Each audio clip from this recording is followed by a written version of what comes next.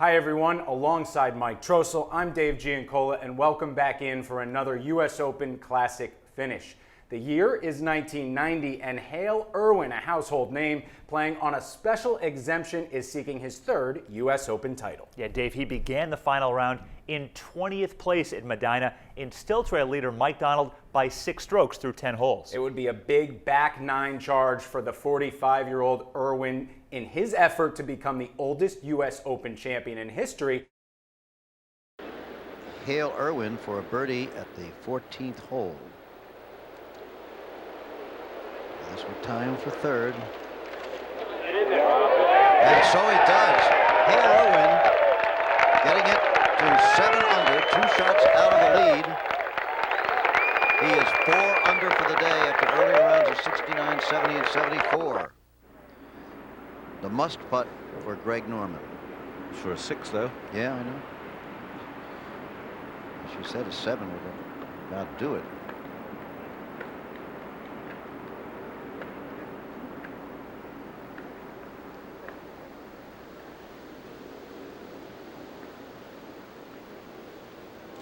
Got it. Yeah. He got it. Huh? So he just loses 1 stroke to par, drops back to 6 under. It's not over. He has 4 holes in No, but that hurt. Par putt for Strange.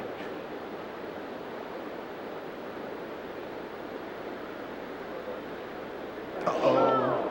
Uh-oh. And now he'll go to 4 under, 5 shots out of the lead.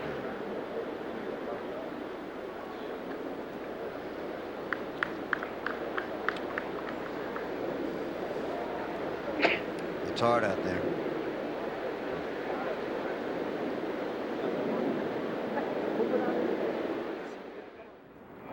Second shot, Mike Donald on the 6th, par 4, 445. From 182 out of the rough with a 6-iron. And he's safely on. Okay, let's move over now to Roger Twibell and Dave Marr. Thank you very much, Jim, and hi, everybody. And David, the wind has finally kicked up here outside of Chicago, and the players are starting to show some signs of maybe not so much physical fatigue, but a little mental fatigue. Well, that's what it does to you. The U.S. Open will wear you out eventually. It's 4 days of intense pressure, but the wind may have come up too late. With the rain last night, it's still playing a lot softer than Medinah deserves to be played. But I think that surprises maybe Mike Donald and Billy Ray Brown and Mark Brooks. I think they surprised the people. It's how well they're holding up. I'm not surprised. All 3 of those young men are very fine players. And there is, as you see the flags blowing here for the first time this week, you can read them. They're blowing straight out. But that's going to present a problem coming down the stretch, Roger. We'll get to that in a minute. And this is Curtis Strange on the 8th hole.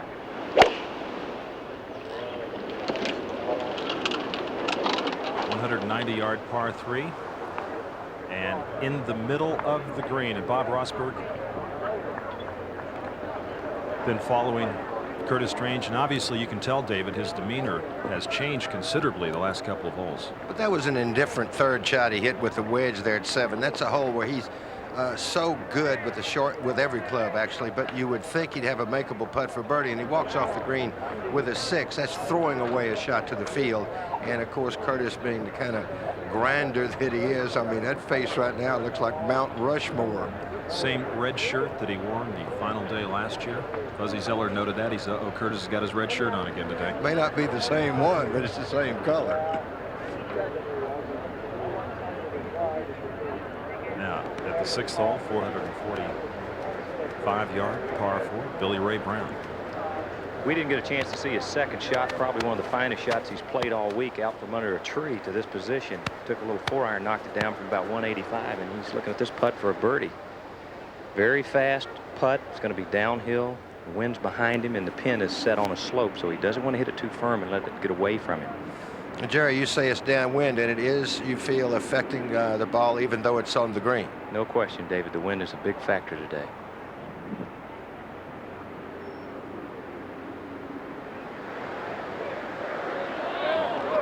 When you get greens this fast, the wind is definitely going to affect the speed of a putt, whether it's into the wind or downwind. Now, Tom Seekman at the 10th hole, 577-yard par 5. You notice the tape on his right wrist. Tom told me this morning he's been battling tendonitis for the past 2 months. He says it's been a little bit better this week. And one of the big hitters out here on tour, but he said you really haven't had much of an opportunity to go for the par 5s and 2, as he throws a lovely shot in there at 10. He's been kind of a streaky player in his career, good-looking player, but has it been his wrist that's bothered him, or it's just health been problems? no, or? just been recently. One of his problems has been he told me last year he basically has been hitting the ball too far. He feels that sometimes with his short irons and he doesn't have control of them, gets them too high. As we move back now to Mike Donald for birdie at the 6th hole, and this would move him 2 shots in front of Billy Ray Brown. Plus, it would be the first time in the history of the United States Open that someone got to 10 under par. As best those USGA historians can tell. Oh, man. Well, he'll tap that in for his par. I'll tell you, Mike was determined after that opening round not to let happen to him what happened at Augusta in the 2nd round. And he's one of the all-time grinders out there on the PGA Tour, but the talent is starting to come through too. As we go now to Seve Ballesteros at the par 5 14th, his 3rd shot, and of course Seve ran into some trouble early with the double bogey at the 2nd hole and immediately lost 3 shots, was 3 under when the day began. That shows you just can't tell, Roger. I talked to him on the putting green. He was in an excellent mood. He couldn't wait to get out there, and talking about the wind blowing and how he thought that was an advantage for him and the better players. And it's a crazy game that you get into right away. You hit the wall at the 2nd hole for a double bogey. Now Nick Faldo at the 10th hole, his 3rd shot.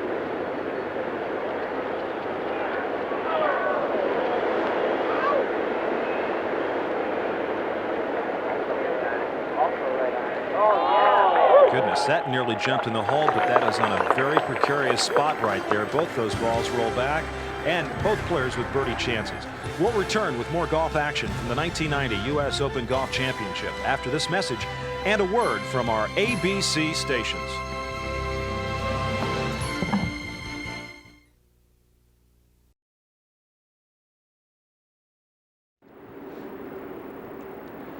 And we welcome you back to Medina.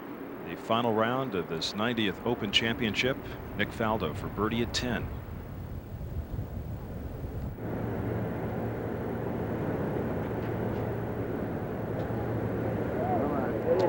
Looked like it hopped when he hit it.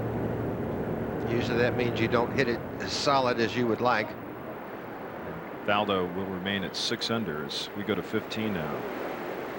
384-yard par 4, Greg Norman. He has a birdie putt here, coming off the bogey at 14. Yesterday he bogeyed this hole. You remember, David, he was in some real trouble to the left. He had a bad drive there. Made a great par here the day before, after being in the trees to the right.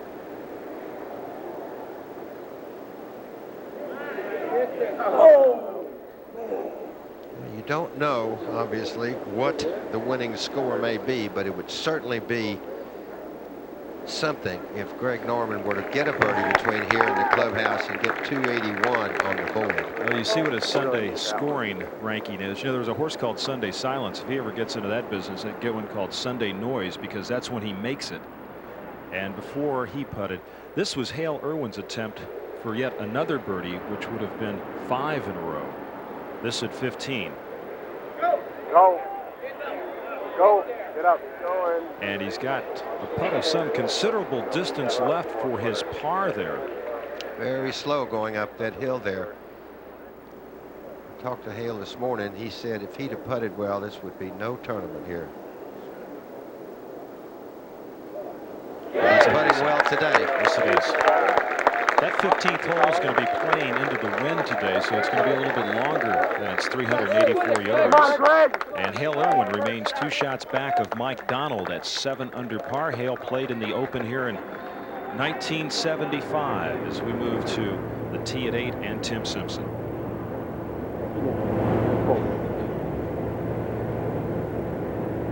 Simpson at 5 under par. He made a bogey at 6. Whoa, what a tee shot there. Great shot on that hole. Where that pin is, that green slopes quite a bit from left to right. Now we go to Mark Brooks at 7 for birdie. It's been a while since he's rolled one in, Roger. He bogeyed the 6th hole. He needs this badly.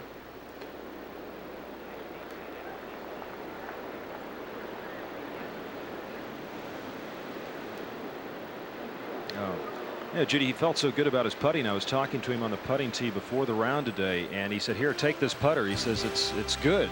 All the balls go in when you hit it. So anyhow, Mark Brooks with a bit of a problem. He's made a couple of bogeys, and this is the 90th United States Open Championship. We're at Medina Country Club, the number 3 course here. The 3rd time an Open has been held, and Mike Donald with a one-shot lead. Some great names and so many possibilities on this Sunday afternoon in Chicago. The wind has finally started to blow. Will that 17th hole be the big factor coming in? We saw it jump up and grab Scott Simpson and Jeff Sluman yesterday. And we'll move to the tee at 11 in Nick Faldo. The wind helping the player here, Roger. Downwind blowing to the player's left. Makes it an easy tee shot and a good birdie opportunity today.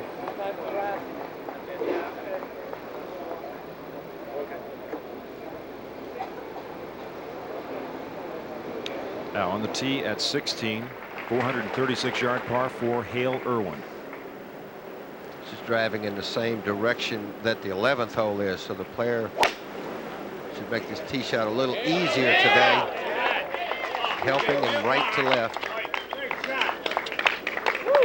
And that'll be down in the flat area right there, David. That'll be downwind, but that doesn't necessarily make this hole any easier. As we look at the 16th hole, one of the stronger par 4s here at Medina. Dogleg to the left. Players will be driving out there with a 3-wood.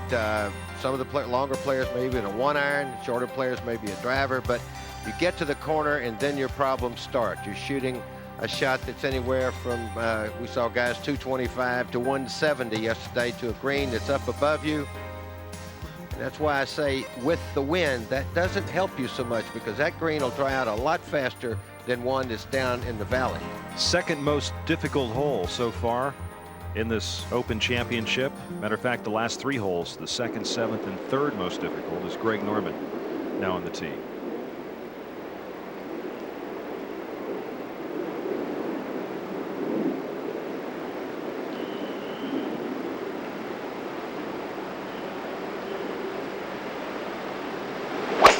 Great birdie this hole yesterday. He may have taken it over the trees there, because it's down. First of all, to win the tournament, he's got to beat Hale Irwin, the man he's playing with. Don't know where that finished. And we'll move to the 8th hole, the par 3. Tim Simpson with a beautiful tee shot. This for birdie to get back to 6 under.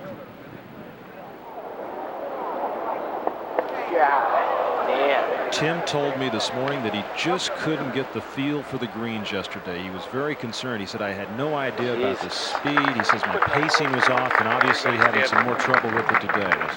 This is a really golden opportunity. By the way, Greg Norman's tee shot back there at 16, perfectly placed in the middle of the fairway.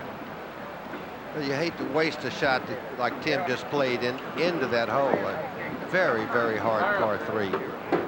Knock it almost stiff, and then walk out of there with 3 is can really get you going the wrong way. Mike Donald, one shot ahead of Billy Ray Brown. They're our final group of the day. Curtis Strange, what are his chances to make it 3 in a row now, as he is 5 shots back? Well, if he looks back at it, where it stopped him was the 7th hole when he made that bogey. And there's Mike Donald. Mike with 107 to the flag, playing his 3rd shot here on the 7th hole. He has a sand wedge out. The pin is all the way in the back right portion of the green. Pretty easy shot for Mike, although it's playing downwind.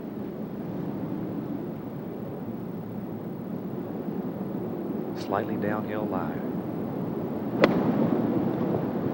Well, he kind of pulled it on that downhill lie, but it should be about the right distance. Oh, he got some good action on it, Jerry. He's above the hole. He'll have a left to right breaking putt. This was a good pairing for these two players today, Mike Donald and Billy Ray Brown. As we go to 10, and Larry Mize, his third shot.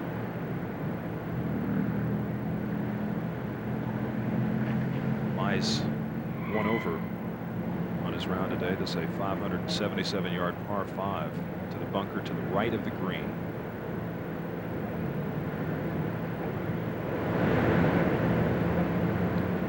I want to say, if that's his third shot, he hit 2 big shots there, Roger. I hope it's only his third shot.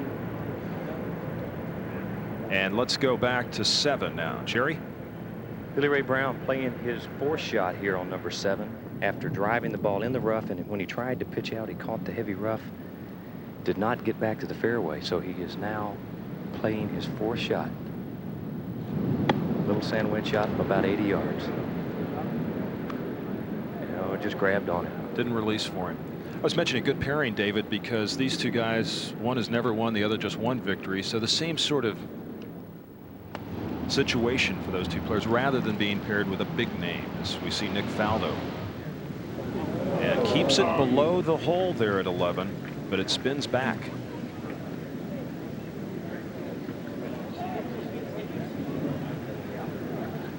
Now up ahead in the 16th hole, second shot for Hale Irwin. All right, you see the blue mark there in the fairway. That's 200 yards. So Hale's approximately 200 yards there uphill. Good news is a little helping wind. Good long iron player there, wasn't he, David? Wonderful.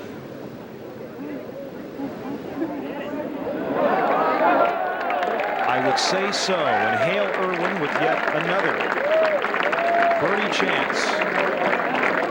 I guess that justifies the United States Golf Association's invitation to Hale Irwin to absolutely come play a little golf this year. You know, he's been very competitive this year. He's had some good tournaments. Well, in 1975, he was 1 stroke out of the playoff, made a 12-footer at the last hole for a par when he was defending champion. Now Greg Norman. That should have helped Greg a little bit, Judge, just what the wind is doing there, being in the trees and sort of the downhill side there. And you can see what a big drive he hit. That white marker is 150 to the center of the green.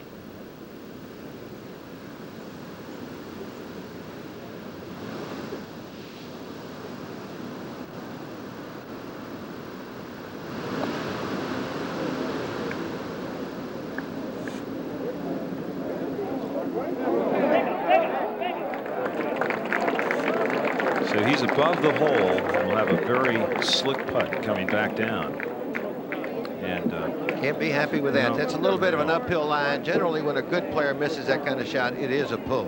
Now Billy Ray Brown, and this will be for par at the 7th hole.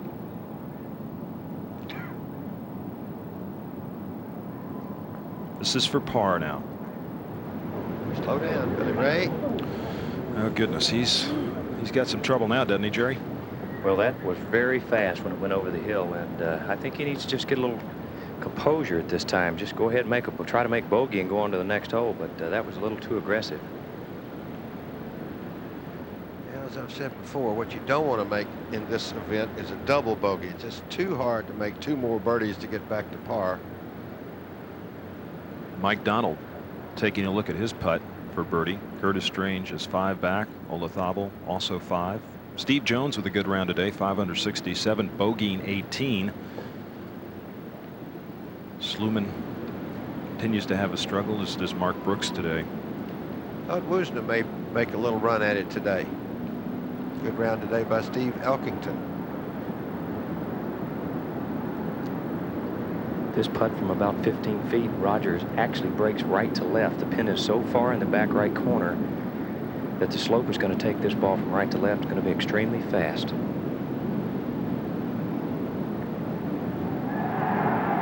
Really picking up in speed now. These greens, the wind is starting to dry them out.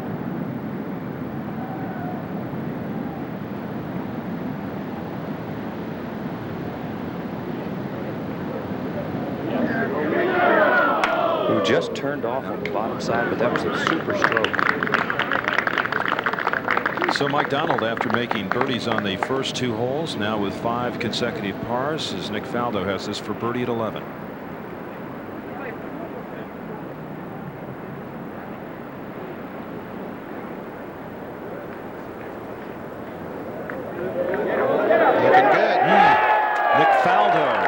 7 under and 2 shots back.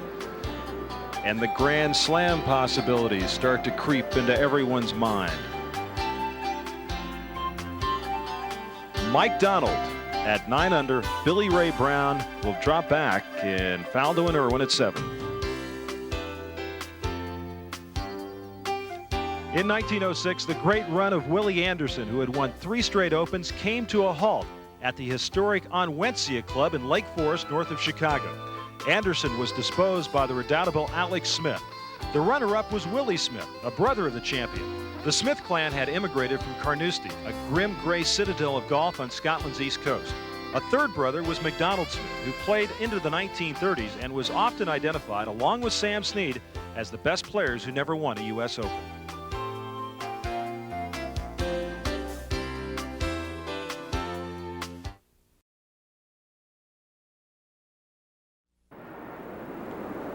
And a few moments ago, at 16, Greg Norman for birdie.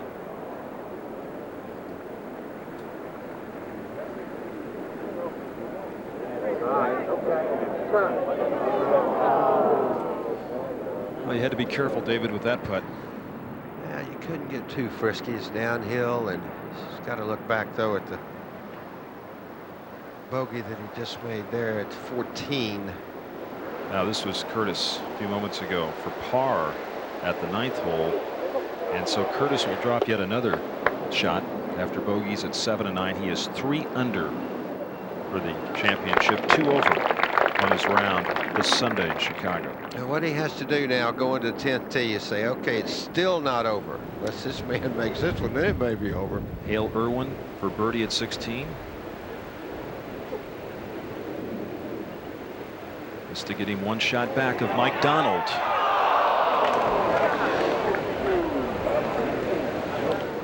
And now at the 8th tee, told Billy Ray Brown made double bogey back there at 7, and this is Mike Donald's tee shot. This par 3 playing 199 today into a very stiff breeze is picking up. Mike with a 3-iron. Pin cut left. That ball is straight right and going to be short. Well, actually, it's going to be on the right over the hump there. It's going to be on the green, but not a good swing. The wind is really gusting. Long way from the pin. Finish my story on Curtis there. He's got to think, I've got to try to shoot 32 on the back 9. And this 8th hole is the only par 3 here without water, but it's a very fine par 3 on its own. Shooting a little downhill there. Big slope on this green from left to right. And the pin today, just in the shadow that you see there, left side of the green. Very dangerous pin position. You cannot miss it to the left. Mike Donald put it in the right place if you're going to miss. Billy Ray Brown. Keep going. Hunt, doggy. Also with a 3-iron. He's the club. That's got to be a Texan. He said, hunt, doggy. Beautiful shot there, David. That doggy did hunt. This is the last group. The way that tee sets you up there, David, it almost sets you up to hit it to the right. Everything on that hole makes you want to hit to the right. And that's why that particular pin position is very difficult to get into. Mike Donald's the only guy from the last 6 groups to be under par today.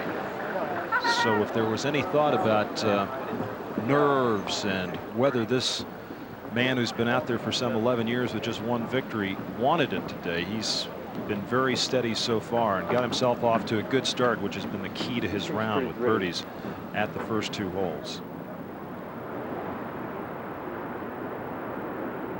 Reggie Zeller having a good tournament. I thought Larry Nelson might play a little better today, and Scott Simpson. Jim Benepe finishes with a good round. Now Tim Simpson with a birdie putt at 9. Remember, he hit it so close at 8 and missed it. He used it. He got it. That's what you use the edge of the cup for, David. Just to let it, certain size. just to let it fall in. So Tim Simpson now gets to 6 under even on his round today, and on the tee at 17, Hale Irwin. Maybe the hardest shot of the day for Hale. He birdied this hole the first 2 days and made par there yesterday. He's played it better than anyone else. Now watch what this ball does. That slope is so severe there. Tim Morgan, the USGA Championship agronomist, told me this morning they mowed that green 3 times this morning. And when the young man finished mowing it for the 3rd time, the crowd that had gathered there gave him a standing ovation, and he was signing autographs when he left. Some of the players might like to find him too. Now at 12, Nick Faldo, his 2nd shot. He's between 205 and 210 yards, Roger. Right in the center of the fairway. Again, playing a 1-iron off the tee. Nick has only used his driver twice today. He's playing a 4-iron. This is straight downwind. Maybe the wind moving slightly to his right, but it's definitely helping him. It's a little gusty. I mean, or you just don't think he's made his mind up what he's trying to do. Well, it did gust there. I think this is a very, very tough shot. He does not want to pull this ball to the left. I mean, we've talked about that. It's difficult to make 4 from the left side. But I think he'll hit a good shot.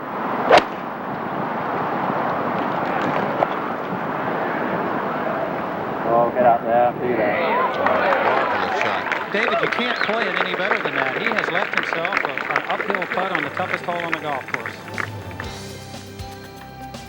Nick Faldo with a birdie putt to get to within 1 of our leader Mike Donald, who is at 9 under par through 7 holes of the final round of this 90th U.S. Open Championship. In 1911, Johnny McDermott, a tough little ex-caddy out of Philadelphia, won the Open at the Chicago Golf Club. He was one of the new breed of pros known as homebreds because they were born in this country, unlike all the earlier Open winners who were born in Great Britain. McDermott was different for his time because he practiced constantly. First, he hit balls at a tarpaulin spread on the ground 150 yards out. Eventually, he reduced his target to a couple of sheets of spread out newspaper.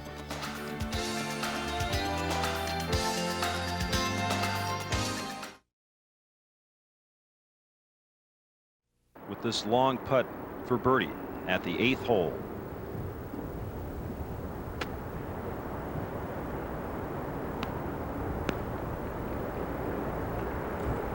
Just to get it down in 2 is what he's thinking about. Pretty healthy run in it right there. Not bad though. That's slow going up that hill, and I like the speed that he's had on all of his putting today. Donald's putt a moment ago, and live Billy Ray Brown after the double bogey gets 1 back with the birdie at 8, and he's now 7 under and 2 back of Mike Donald. Hale Irwin at 7 under par. Nick Faldo also at 7. Faldo with a real good birdie putt at the difficult 12th hole that could get him to 8.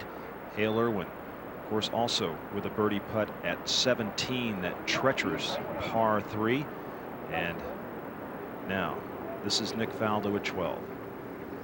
Roger, I described that putt as an uphill putt. It's not really uphill, but it's fairly level. He is definitely, obviously, not coming down from the left side of that green. Level putts look uphill here, don't they, Ed? David, this is a very makeable putt. You're right, on this hole especially. I've seen so many guys bail out left here and catch these trees, and the only guys I've seen recover for par have missed the green to the right. But he's got a great putt. It should break to his right a little bit. Well, it's been a typical sort of Nick Faldo round. He's made no bogeys. He's got 3 birdies, the rest pars. He came out with a strategy that was definitely one of patience and just a strategy just to put the ball in the fairway here. He has not been aggressive, but he has not made any mistakes.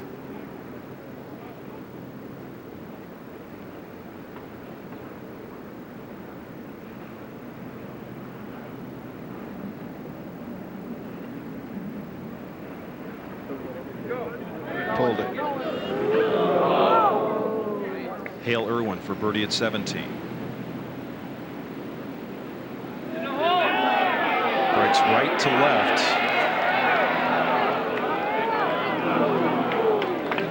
Very disappointed that ball didn't move more to the left than that.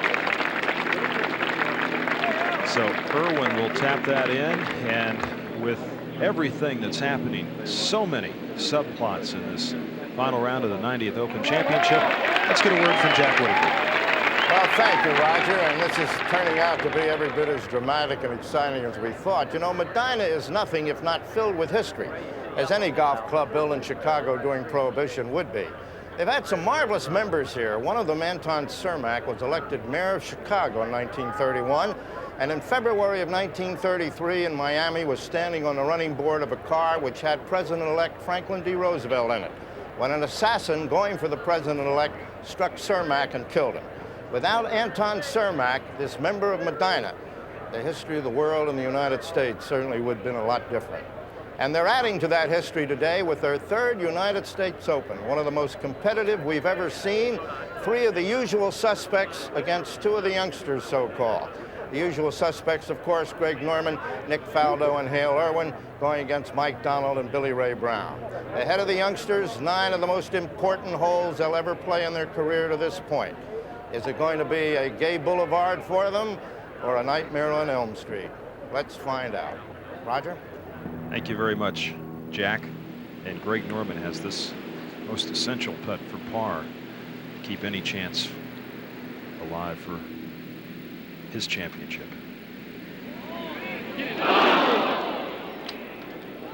Well, he made his Sunday run early. Well, I talked to him this morning, Roger, and I said, I just want to tell you the putt you made on 18 on Friday was one of the most important putts of your life. And he said, Dave, I was more nervous over that putt just to make the cut than I have been over a lot of putts to win tournaments. Now this is for bogey, which will drop him to 5 under. So he'll look back at that 14th hole where he decided to lay up rather than go for it. Rather un-Norman-like, who is known for going for the pins at all times. And we'll move to 9. Mike Donald getting a little exercise in as he is going to just double check the yardage. It's always interesting, Dave. You know, the caddies go out, they check the yardage. I'm sure the player in his practice round, and now they're doing a little triple check on it.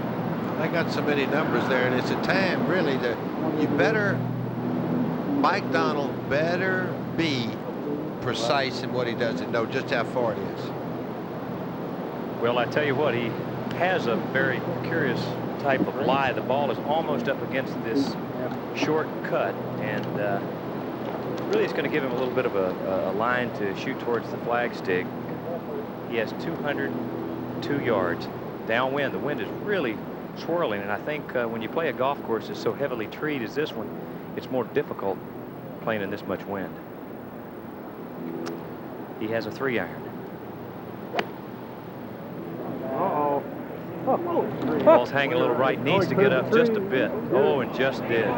He's gotten a couple of very good bounces so far today, Jerry, and this thing is going to roll up left, and he has got himself about 20 feet for birdie. Just over the trees. When you win tournaments, good things, you got to take the good breaks and take advantage of them, because you're going to get some bad ones, and I'm sure over the first he's had a little banana. Got that banana peel out of the way. Big drive for Hale Irwin here. At 18.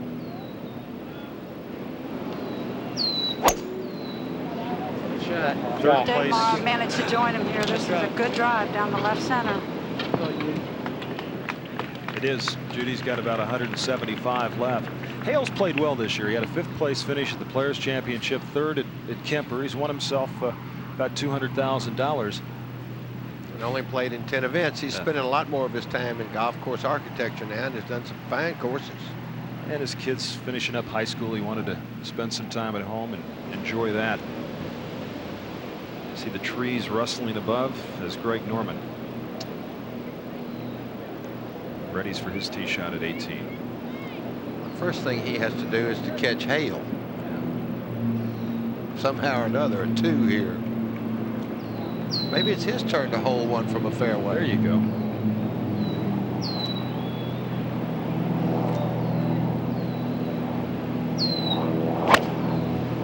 Great drive, Greg.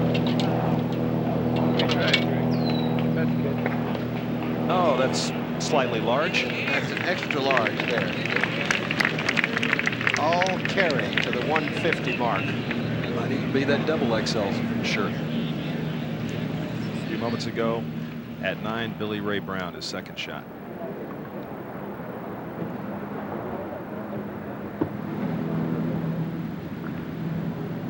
429-yard par 4, dogleg left. Can't like that too much in the middle of the fairway. Don't know whether he made a bad swing or just misjudged the shot so much. Now on the tee at 13, Nick Faldo.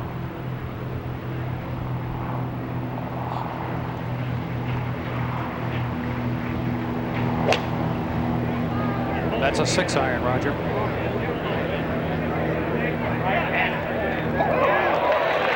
Some kind of 6-iron too. He has become a wonderful player. Absolutely wonderful. I feel like that Faldo, go back to Curtis Strange here at the 10th hole for birdie. Now he's got to think, got to make this one in 3 more to have any kind of chance.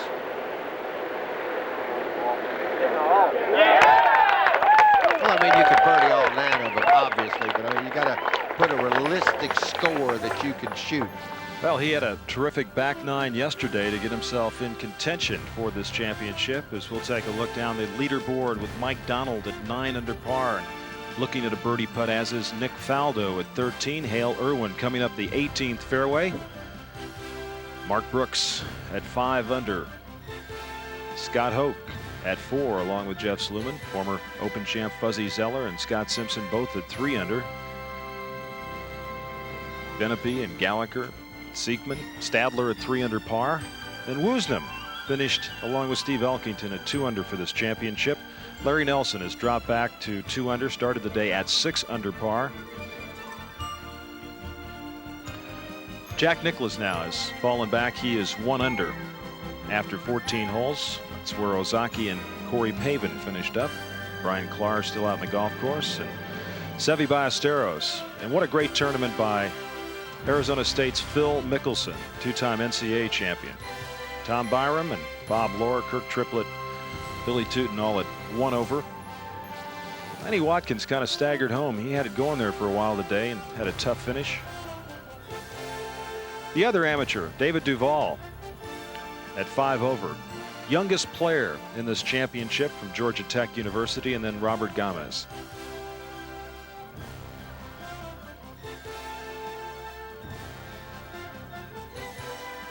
"68 players made the cut." As we take a look now at Hale Irwin at 18. Right near the 175-yard mark to the hole. 165 or a yard or 2 less to carry the bunker in front of the hole. It's downwind, but not as downwind as it was off the tee, coming from his left also.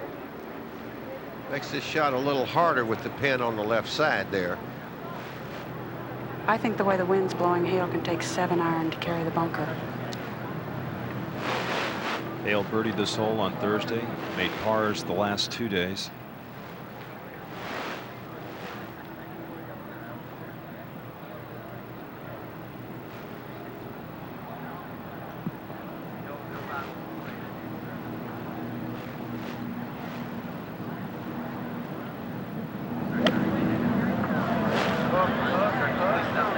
Well, it's to the right side. And it doesn't get over that hump in the middle of the green, so he's going to have a difficult putt. He'll take a 2-putt from where he's at. We'll go from 18 to 9, and Mike Donald for birdie. This putt with big break right to left, very fast downhill.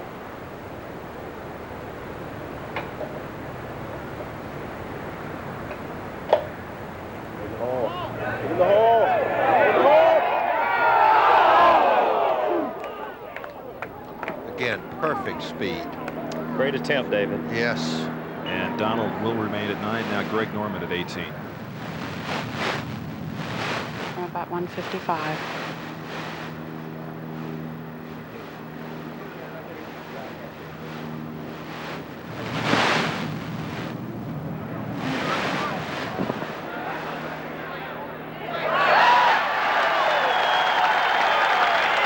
Terrific shot in there for Greg. A birdie would get him to 6 under, and then he just have to hope that the wheels would start coming off elsewhere. But as you said, David, Hale Irwin is the man. First of all, he's got to beat Hale, so he's got to have a little help from Hale there. 18th hole here is one of the brand new holes at Medina. 440 yards, as you saw, and the bunker in the left rough you see they're definitely in play at the dog leg. White mark you see in the middle of the fairway there, that's the 150 to the center of the green. 2 bunkers on the left side guarding the green there. Sort of a nice hump in the middle of this rather long green, not too wide, kind of reminiscent of a wing foot green. And as we move out to 13 and Nick Faldo, this man, winner of the Masters, 2 shots back of Mike Donald, this for birdie.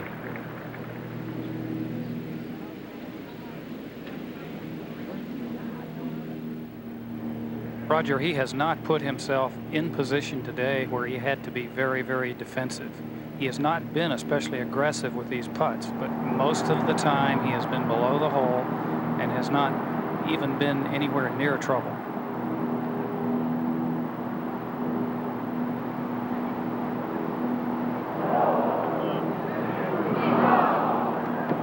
Well, that was an aggressive stroke right there, Ed. Maybe a little quicker than he wanted there. He's not happy with that. You don't want to keep leaving yourself these little knee knockers here. He has not faced too many of these today. And a few moments ago, the arrival of Hale Irwin and Greg Norman at 18.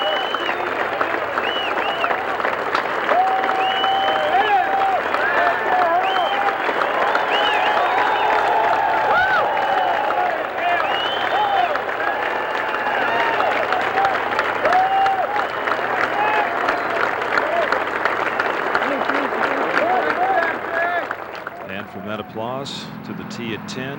Mike Donald. Jerry, what's the wind doing there at 10? Roger, we're on the far south of the golf course here, and to the south of the 10th fairway there is not to speak of a lot of trees, and the wind is really whipping from the road left to right. Really going to move the ball from left to right. Mike started it down the middle of the fairway, and the wind's starting to move it towards the right side of the fairway, and of course, you can see there nice soft fairways. The ball stayed in the short grass. That's the advantage of all this rain. And Jerry, he took 2 clubs back there, and he had one in his hand. Then he changed his mind, so he must have taken his short driver there to stay out of the rough and then cross that fairway bunker down there. Exactly right, David. He did use a short driver. He has a normal wooden-headed driver. He does not use much. Has not used it yet today. He hit his tour spoon. Now Billy Ray Brown, who bogeyed 9, dropped back to 6 under with his tee shot. All right, the same thing for Billy Ray. Now he's got to pull himself together. He's had a couple of shaky holes there with a birdie in the middle of them, but he's got to think now. Here's what's happening. I've got to shoot right about 280, 281. Don't put too much pressure on yourself. Just what you can realistically do. Jose Maria on the tee at 17. He's 5 under par for the tournament, even on his round today. And Olazabal.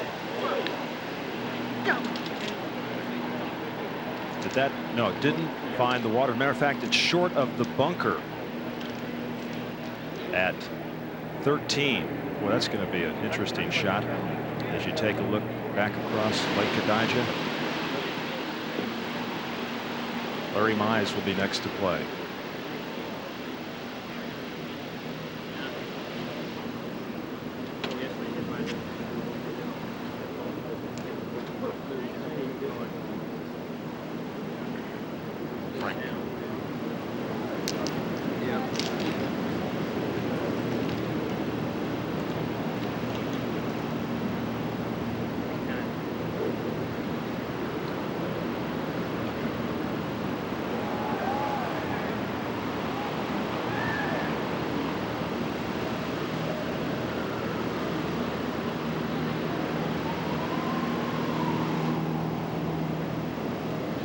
Mize at 4 under par, 1 over on his round today.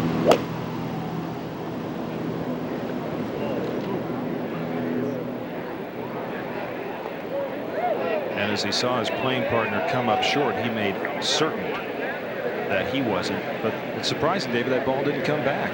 It is, and he's disappointed too because he knows what he's got left there is straight downhill. Now, just a moment ago at 18, this was Hale Irwin. This very long putt for birdie over the hump in front of him. This putt's about 60 feet. Hale Irwin goes to 8 under par. That's the fastest he's moved since he played football in Colorado.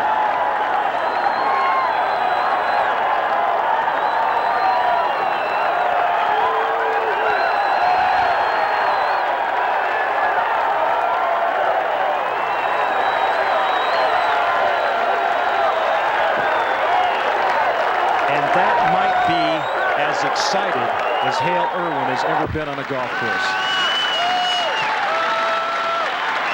There's the number. It's now been posted. 8 under par. Hale Irwin with a round of 5 under 67. And he'll be able to sit back and watch and see if there's a third Open Championship in store for him as we go to Mike Donald at 10, his second shot. Mike taking a middle to a long iron to lay up on number 10 for his second shot. Players do not go for this green at 2 very often. The hole is just too long, 579 yards long. Kind of into the wind too on that second shot, isn't it, Jerry? It's left to right and hurting Roger. I think there's a big weakness on this golf course actually in the par 5s. The par 5s are extremely long, but they're not that difficult because it forces the players to lay up and not take a gamble. Now Greg Norman for birdie. It's just a moment ago too at 18.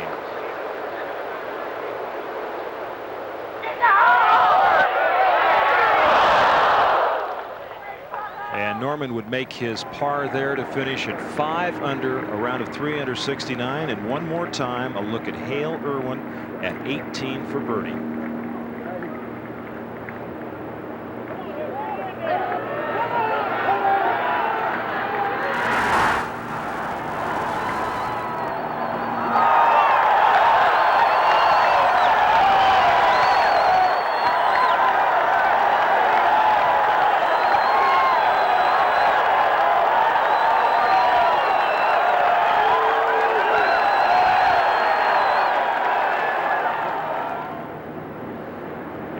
Taking a look at 18 and Hale's wife and his daughter, and what an exciting moment for them as they just saw Dad on Father's Day make that big birdie at 18.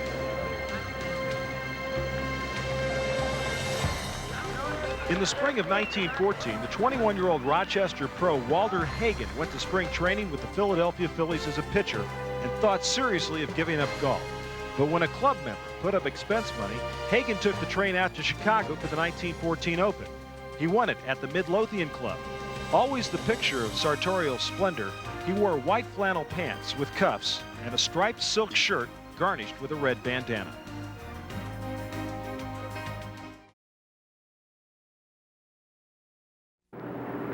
34-year-old Mike Donald with a one-shot lead right now over 45-year-old Hale Irwin as Donald gets ready for his third shot at the par 5 10th.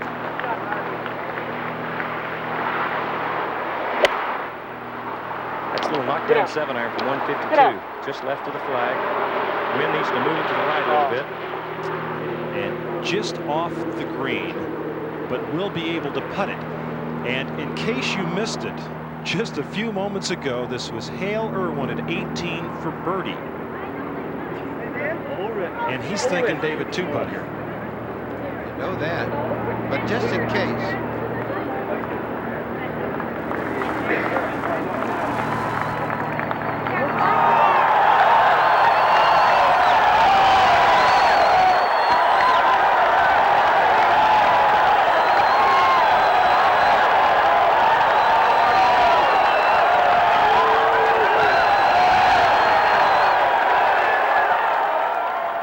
Olazabal for par now at 13. Remember, his tee shot landed between the water and the bunker on a thin patch of grass.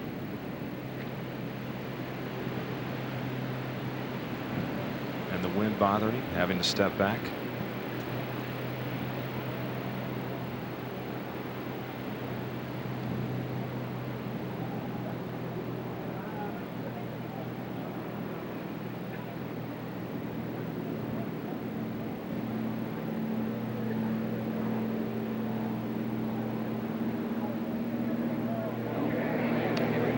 It's not breaking as much there, David, as I think a couple of the players we've seen come through. They know how steep that slope is there, Roger, and it just is down in the flat part. They're just overreading that. Now a 10, Billy Ray Brown for birdie. Little 7-iron, very makeable chip from there uphill.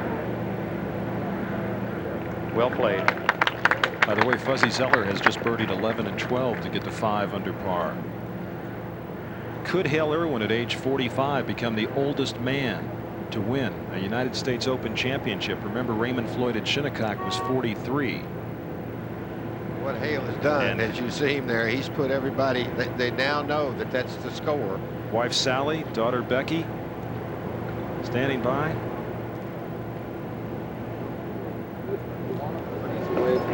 Not too far from their home in St. Louis. And what a Father's Day it would be for this two-time Open champion. But the leader right now is Mike Donald, who's looking at a birdie putt at 10. Just about 15 feet uphill. Going to break left to right. This is a very, very makeable putt. He can give it a nice aggressive roll. By the way, Olazabal made bogey at 13.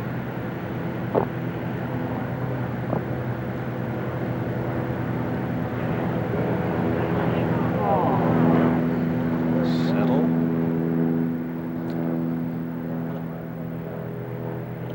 So Mike Donald will have that for his par. And at 14 now, Nick Faldo's third shot. He has played the ball, Roger, in as good a position as he could play against this wind. He had a good drive against the wind and laid the ball up on the right side of the fairway. He's about 85 yards from the hole with a sand wedge. The wind should help him spin this ball and keep it by the hole.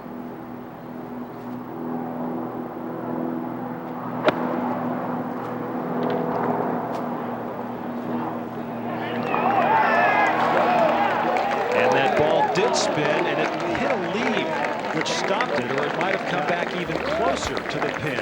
And Faldo, with a birdie chance at 14, will return with more golf action from the 1990 U.S. Open Golf Championship after this message and a word from our ABC stations.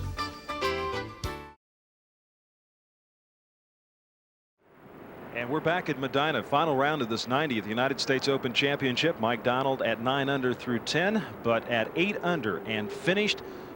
Former two-time Open champion Hale Irwin, who's with Jack Whitaker right now. All right, Roger. Hey, is your heart still racing? Well, it was a pretty exciting moment, Jack.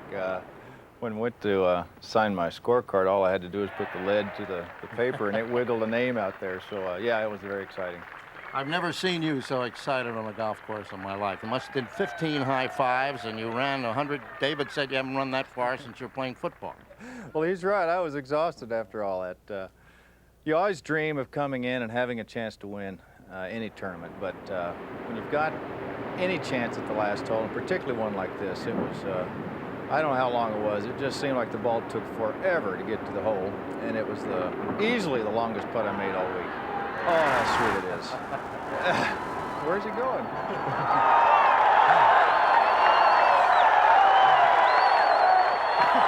Like those moves? Hey, you know, I've been watching these guys on TV. They do that, you know, the football and the basketball and all that. I'm just trying to get in the act.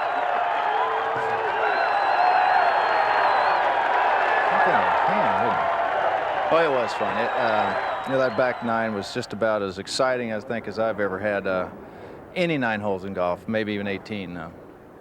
I hit the ball, actually all week I hit the ball extremely well, and I mentioned to your colleague Dave Marr that if I'd been putting well for the week, it would have been maybe not even a close contest, but I suppose that anybody can say that. But Honestly, the longest putt I made until that last hole was about 12 feet. I just kept hitting the ball so close. And my caddy and I were talking coming up the fairway. Said, you know, we're due for a long putt. You know, you just got to make a long putt somewhere. And here we go. Here's a guy to tie you now. Well, he's been there before. Nick Faldo was a great player. And, you know, I'm in, but so's he now. So we'll see. It could be exciting coming down. You've got 2 hours now waiting and a little nail biting.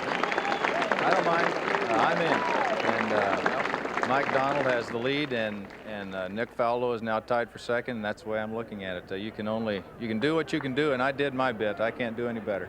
Well, you've already given us a memorable moment here for this 1990 Open, which has had many moments, and we're glad to see you back in contention. You always win on the tough courses.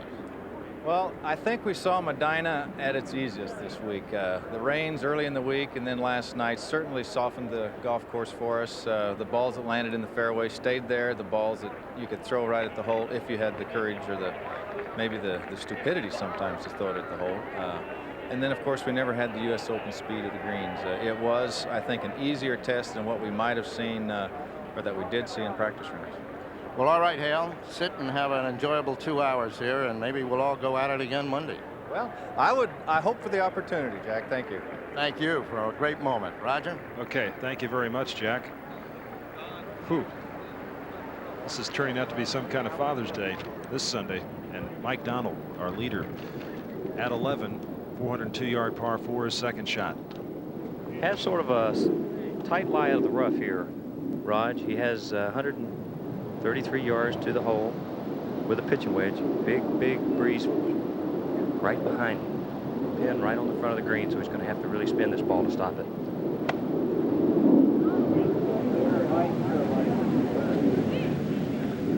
Well, this guy's playing some golf. He's as cool as I've ever seen him. So Mike Donald with a birdie putt there. Saw Billy Ray Brown's ball already resting inside of his on the green at 11. Brown is 3 shots back, and right now Mike Donald with a 1-shot lead over Nick Faldo and Hale Irwin as we go to 15 and take a look now at Nick Faldo at the 384-yard par 4. Faldo 4 under on his round today. This is one of the par 4s, one of the 2 par 4s at Medina, under 400 yards, but it has given the players fits all week.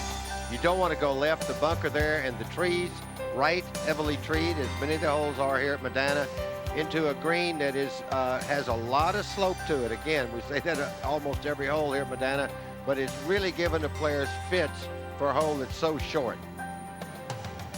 See the pin today there in the dead center of the green, 30 feet from the left, 30 feet from the right, 60 feet from the front fringe.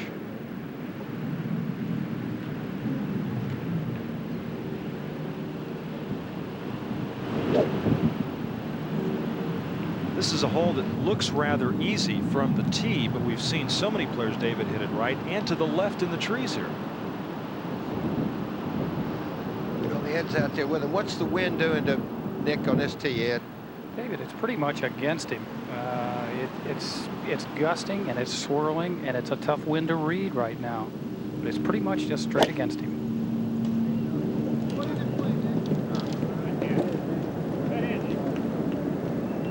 David, I'll say one thing. This guy just doesn't seem to wilt. He's not going to make mistakes. He is putting the ball in play every time.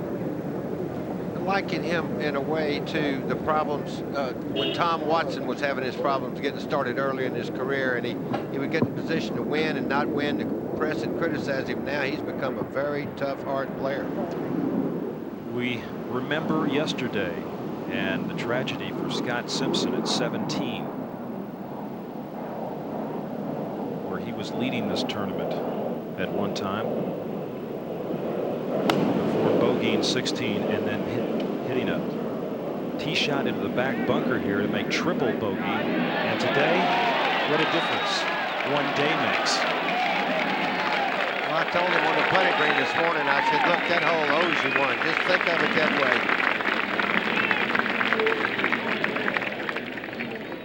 way. Scott Simpson at 2 under. As we go to Mike Donald for birdie at 11. From about 12 feet downhill, breaking 4 to 6 inches from his right to left. Not a putt he can be too aggressive with. He has to just lay it out there. Go, go, go. You can see he backed off of that one a little bit. Pretty fast putt. So Mike Donald taps in for another par. So after birdieing the first 2 holes, nothing but pars since, as we go to Curtis Strange and his tee shot at 13. That was a 5-iron, 200 yards downwind.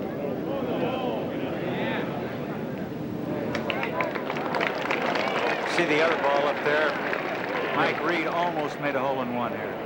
And Curtis now rests against the rough, and that'll be a difficult shot. We've seen a lot of creative shots on these par 3s off the rough, as Billy Ray Brown has this short putt for birdie at 11. And he is now just 2 shots back at 7 under. He won't go away, will he? David, he knows what he needs to do now. He knows what's been posted. Now on the tee at 17, Jack Nicklaus.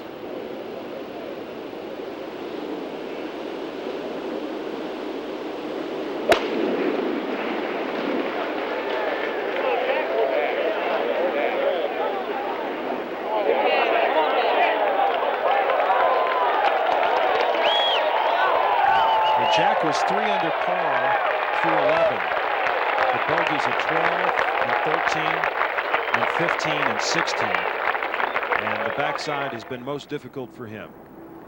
As we move out to Nick Faldo at the par 4 15th, his second shot. Roger, Nick has about 170 yards to the pin. He has to shoot over the corner of those trees. They shouldn't bother him.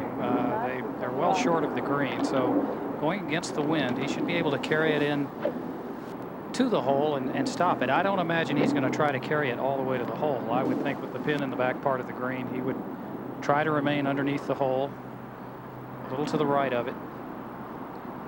Again, the wind is tough to read. Where I'm standing, it's going around in circles, but it should be against him here. And it looks like it's maybe moved around more to the north a little bit. At least up here at 18 it has.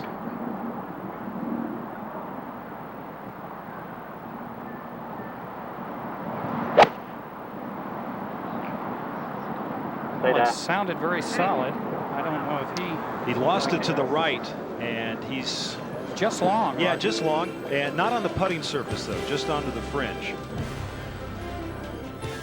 Nick Faldo, 1 shot back of Mike Donald, along with Hale Irwin, who's finished with a 5 under 67. Everyone who lives in the Chicago area tends to get thin-skinned about its old reputation as the nation's gangster headquarters. They would remind you that Chicago has been a city of intellectual advancement.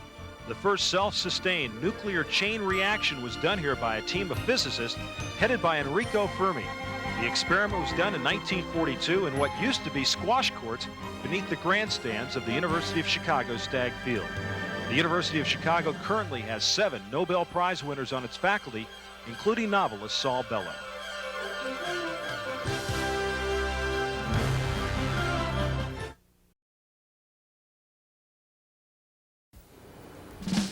And welcome back to our final round coverage of this 1990 United States Open Golf Championship. Mike Donald leads Nick Faldo and Hale Irwin by 1 as we go to the tee at 13. That's a 6-iron. Billy Ray Brown's tee shot, nicely on. Hole playing 200 yards today, downwind, downhill. Now, Nick Faldo. This is at 16, and this very long putt for birdie.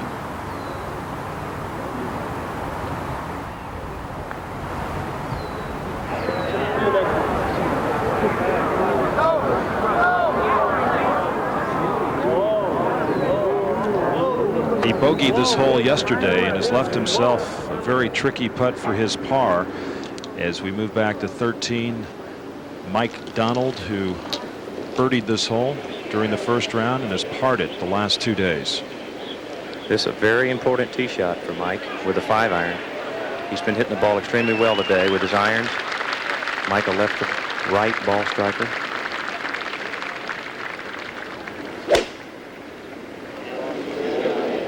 Started that just left of the flag and is cutting in just towards the pin. Beautifully played. Tremendous shot. nearly on top of Billy Ray Brown's golf ball.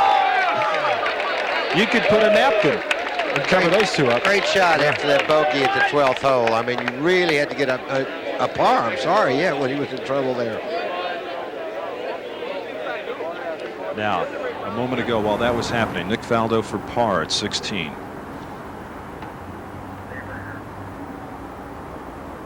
To remain one shot back. What fools the players on 16, that green has been redone a little bit, and that slope softened in the middle of it. It's a little slower than the others. And Faldo tapped in and made bogey, so he drops to 7 under for the championship. Mike Donald, a one-shot lead over Hale Irwin, who shot a 5 under 67. Nick Faldo and Billy Ray Brown at 7 under. And to take you home in this 90th United States Open Championship, let's go over to Jim McKay. Thank you very much, Roger. There's Nick Faldo. He must now birdie one of the last 2 holes to have a chance at a playoff tomorrow. So there's a story behind every leader. Can Mike Donald, at age 34, after more than a decade on tour and only 1 victory, perhaps grasp the one opportunity of a lifetime? Can Hale Irwin become the oldest man ever to win the U.S. Open? Can Nick Faldo take step 2 on the road to a Grand Slam, the professional Grand Slam that's never been achieved? Seems like a very appropriate time to have a visit with a man who must be reminiscing as he sits watching down in Tennessee, the man who won the championship on this golf course in 1949, Kerry Middlecoff. I think his friend Jack Whitaker can have a word with him now. Hello, Kerry, can you hear me? Jack, I can hear you, and you're beautiful as always, old buddy. Doc, what are you thinking about down there 41 years ago? Does the course look anything like it did then? Well, the last 6 or 7 holes, I studied maps this morning. They're a little bit confusing, but I think the great thing about this tournament is, you know, the number of guys that this morning had a chance to win. And it's a tournament for all ages, you know. Hale's 45, and Jack played good as 50, and they got young guys playing. And I think it proves that there's more good players out there now. And I do think the course played a little bit easier than it did, but nevertheless, the cup's only, you know, about that big around. And it still makes it hard to score, but I'm most impressed, and I think it's great for golf, Jack, to, you know, to have these different age guys playing this good, and I think it's just wonderful. Well, there's a little bit of a parallel here. You had to take care of Clayton Hefner yourself, didn't you, in that final round? And then sit and wait to see what Sam Snead did. Clayton Hefner and Buck White played with us, and he was leading early in the last round, and I kept thinking Clayton, you know, weighed about 240 pounds, was going to get so hot he couldn't walk, but it didn't. And he missed about a putt no longer than 8 feet the last hole to tie, and then I think Sam was an hour behind and bogeyed 17. But, you know, it's a good golf course. I'm astounded how low they're shooting. But I say that the fact that Jack Nicklaus, 50, Hale Irwin, 45, and right down the line, that many guys are staying in there, and they have played good. I have watched every day, and I'm just, you know, I'd love to be in an Open if I was young enough, but I'm not sure I'd like to be in one where this many guys are chewing at you, you know. There's no way you can run off and leave everybody, but it's most impressive, and I congratulate Medina and the USGA. You know, the way the tournament's coming out, it's exciting. Well, we thank you very much, Kerry. Always great to talk to you. Thanks for all those thrills you gave us, and we hope to see you soon. Well, thanks to you, and you lucky devil, you've still got a job, and I'm unemployed and all that. But you do a great job, and all of the ABC guys do, and I thank you. I enjoyed being on, and I'm going to watch it. And, you know, George May used to say, if there's a lot of people tied, there wouldn't be a playoff. And if there were separation, there would be. And I think he may be right this time. Looks like somebody's going to win it. I think so, too. Thanks again, Doc. Great to talk Jack. with you. Jim? Okay, Jack. Thank you, Kerry. Great to see him again. 17th tee. Nick Faldo, now trailing by 2. 1 behind Irwin, who shot 67 today. The wind coming from the left, Jim. Okay. Good shot. Needed to get back down there a little shorter so that putt, the higher you are up on that green, the more it breaks and the faster it gets. This caddy there is Fanny Sunison, a very fine player in her own right. 5. Yeah, come back. Fanny Sunison, who's been caddying out in Europe for some years, used to caddy for Howard Clark and has come over to Nick now. Mike Donald with that birdie attempt on 13. Leading by 1 over Irwin, who sits and watches somewhere. The mark for the other ball between his feet. It got there, but just that inch or inch and a half off from the hole. So the par will keep him at 9 under, and it is still true that in the history of the U.S. Open, as far as anyone can ascertain, never at any moment has anybody been 10 under par for the championship. Now Billy Ray Brown, this also on tape, playing, of course, with Mike Donald. Just never had the speed there. Of course, it's not a putt you can run at. There's opportunity is not there to be aggressive. You would have thought he might have learned a little more from Mike Donald's putt. However, there's the way they stand as we're starting to head for home in the U.S. Open.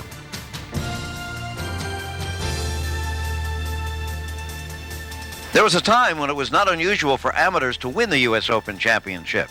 The last time it happened was in 1933 when Johnny Goodman edged pro Ralph Gouldall by a shot at the North Shore Golf Club outside Chicago.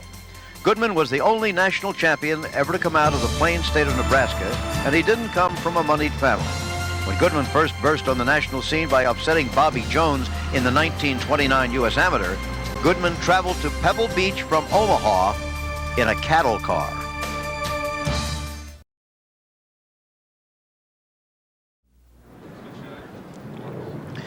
Nick Faldo needing a birdie on one of the last 2 holes in order to have any chance for a playoff tomorrow, which would be at 18 holes in the U.S. Open tomorrow. ABC would be here, of course.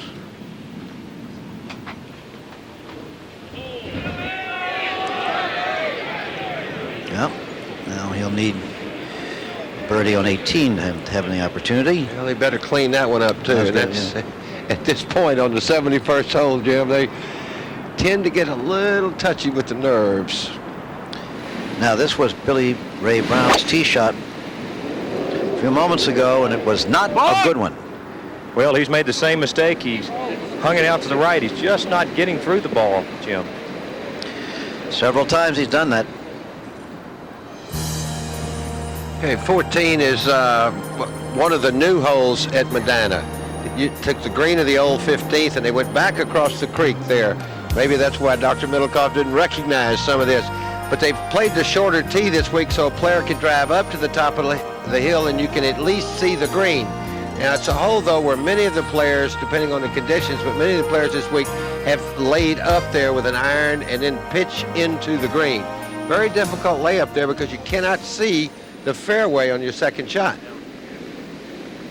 You can see they're playing up short of the tees there. 2 tees behind where Mike is. Now Mike Donald's tee shot on tape. So both in the final pairing have found the rough. One on the right, one on the left. Now at the end of the first round, Mike Donald was 4th, Irwin was 8th, and Faldo was 40th. Look at that. Donald 3rd at the end of the second round, Irwin 5th, Faldo 37th. At the end of the third round, Donald in the lead there, Irwin 20th, and Faldo had moved all the way up to 13th. At the moment, 1, 2, 3. Faldo tied with Billy Ray Brown. Now this 14th hole, fortunately for men in the last pairing, is a par 5. Could be forgiving. Well, if you had to pick one of the last few holes to hit a poor drive on, it would be the 14th. If you had a choice. Must putt for Faldo.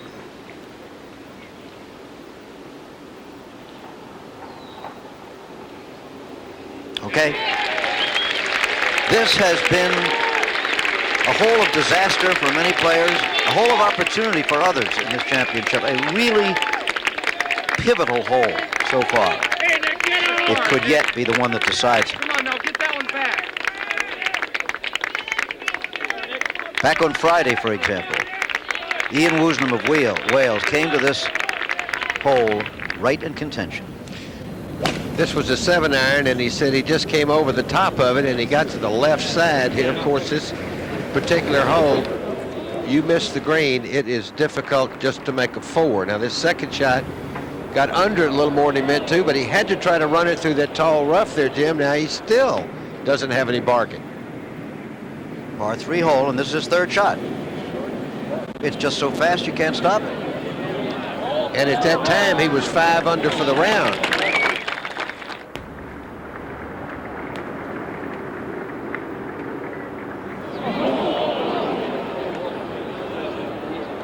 And now his 5th shot. And it was a triple bogey 6 for Ian Woosnam. From there on, he was never able to get back into it. He wasn't alone. Scott Simpson was leading the championship yesterday. He put his tee shot in the bunker and back. You don't want to do that. Again, trying to be too delicate, I guess, Dave. Yes, he said that lie was a little downhill, which produces a low sort of shot and hot, so that you brought the lake into play then. 3rd shot. Couldn't stop it. And only the collar stopped it eventually. 4th shot.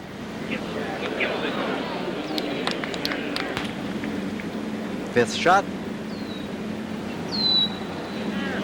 And again, a 6, a triple bogey had taken someone out of contention. On the other hand, this was Curtis Strange trying to fight his way back into it yesterday on the same hole.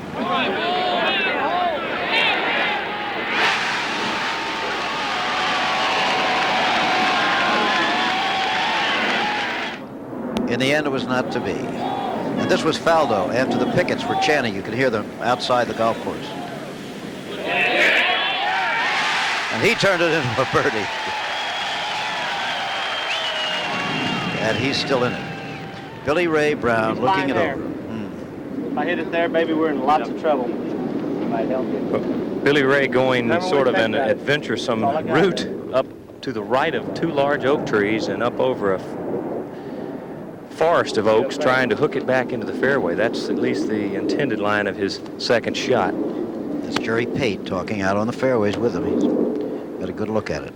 Well, an uphill lie helps you to produce a pull or a hook, so we'll see what Billy Ray does. JF. Oh, he hit a beautiful shot. Might have hooked it too much. Going to go through to the left side of the fairway, into the rough. But still, he made an aggressive play there. Now he can reach the green in 3. If he pitched out, there would be no way he could hit it in 3. And it is a par 5. So Billy Ray will not give up. He's still only 2 shots behind Donald. Now Faldo at 18.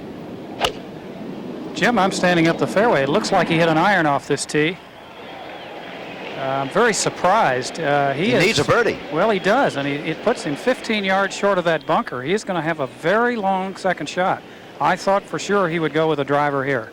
Can you think of any reason, Dave, that he might have done that? Well, obviously just wanted to put it in the fairway. I don't know that that was the right play at this particular time, and especially the left side of the fairway, I don't think gives him the best entry into the green here. Now the leader in the rough on 14.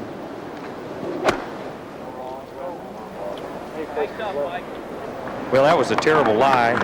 He got the ball out, but it rolled over into the left rough. But again, it's a par 5. Can he get to the green? He's got a long ways to go. Around 200 yards, Jim, and not a very good lie for his 3rd shot. Sitting in the short rough, but the ball did sit down a bit. That's the way they stand. Let's go over to Roger with a fine competitor. Thank you very much, Jim. Jack Nicklaus joins us now. Jack, you birdied the first hole today. Looked like you were going to get yourself into this tournament. Well, that was about all I did all day, Roger. I birdied the first hole, and then I gave it right back, and I have my problems on the back nine. I shot 40 on the back nine, and I was even par for 11 holes, and I needed to make something happen, and I went the other way. But that's the way it goes sometimes. Are you surprised that more people haven't gotten themselves back into this tournament? Norman made a charge early. Curtis was around for a while, but they've fallen back, and Donald's held very strong. Well, the golf course is playing very difficult today. It's the wind is really swirling. You're not sure whether it's whether it's going to take the ball or not take the ball, or or what it's going to do. And of course, that's what you know, the history of Medina is. When we played here the last time, the wind came up and you just never knew what was going to happen. And the same thing's happening today. It just didn't happen early enough in the tournaments for Medina to totally win out. Sure. We saw Nick Faldo make a bogey at 16. These last 3 holes are going to be really difficult coming in. Well, maybe not so much 18, but 16 and 17 appear to be. Well, 16 is a very, very difficult place to get the ball anywhere near the pin, or near the shot anywhere near, and of course 17 you can. It's Mike Donald's 3rd shot. With a 5-iron from 194. Ooh, just carried the bunker. It's going to be through the green. Well, it's running off the back of the green and onto the fringe now, so that's where he lies in 3 at that was a bad par 4. break. That was a bad break. He put an awfully nice shot there from where he was. Now, I mentioned Nick Faldo a moment ago. He is looking at his 2nd shot, and Jack, he went with an iron off the tee at 18. Well, you know, if I were 7 under par, I don't know what I would do right now, except I wasn't 7 under. So I don't know what was running through Nick's mind. Nick is obviously very confident with his iron play, and he's very confident with his putter. He must not have been quite as confident with his driver. And I think that the whole key to finishing a golf tournament is putting the ball in play on the 18th hole. And I just don't think I think he should have played the driver or a 3-wood to get it up far enough. The pin is in a very, very difficult position. And he's got a long, tough shot here. Yeah, 212. What does caddy say? He's got 212. He also used an iron off the tee at 16. And Ed Snead, any reason why he would use an iron off the tee there that you can think of? Well, I don't think it was a bad play at 16, and I'm not going to say it was a bad play here, but I was very surprised that Nick being 1 behind. Now, if Hale Irwin were still on the golf course, it might be a different story, but Hale is finished. Well, Nick's as long as I am. Ed and I just knocked it over the bunker there just a few minutes ago, so I see no reason why he couldn't have knocked it over the bunker. I would think he could have hit a driver and maybe be going in here with about a 7 or an 8 iron. That's right. But he's got a 3 now. Right. 212 yards. Oh, be right to me. Be right. Guess he knows what he's doing. He knew exactly what he's doing. He knew what he was doing, Jack. What can I say? No, you can't say a thing. And he put the ball in the right place to putt from, too. Oh, that's what's so wonderful about this game. Everybody has a certain way they go about it. Well, you know, he had a mindset. His mindset was to put the ball in play and make sure that he had an iron to the hole. I mean, that's obviously what it had to be. He just didn't want to take any chance of playing out of the rough. Now, out to 14, Billy Ray Brown, his 3rd shot.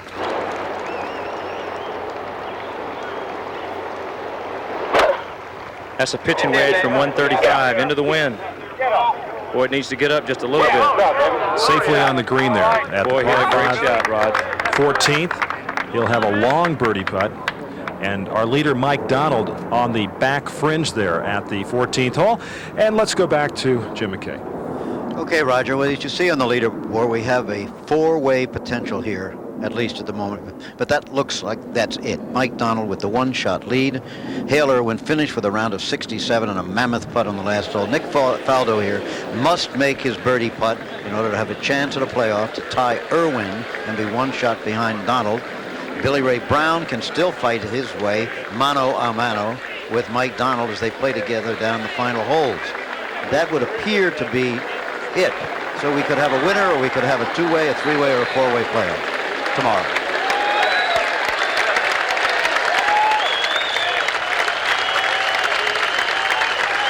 There you go. Plenty of fans for Nick Faldo, the current Masters champion.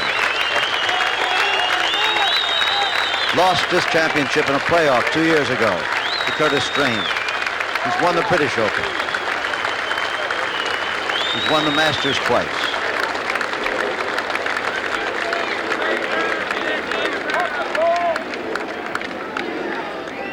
And there he is on the final green. On 14 now. We have the men who still have a long way to go, which means opportunity and trouble. Now, Jack, you've been so many times in the position that Mike Donald is in right now. He's got a tough little shot here. Leading by 1 shot, probably about 60 feet from the hole, breaking a little bit right to left. He birdied the first 2 holes and has parred every hole since. No bogeys today.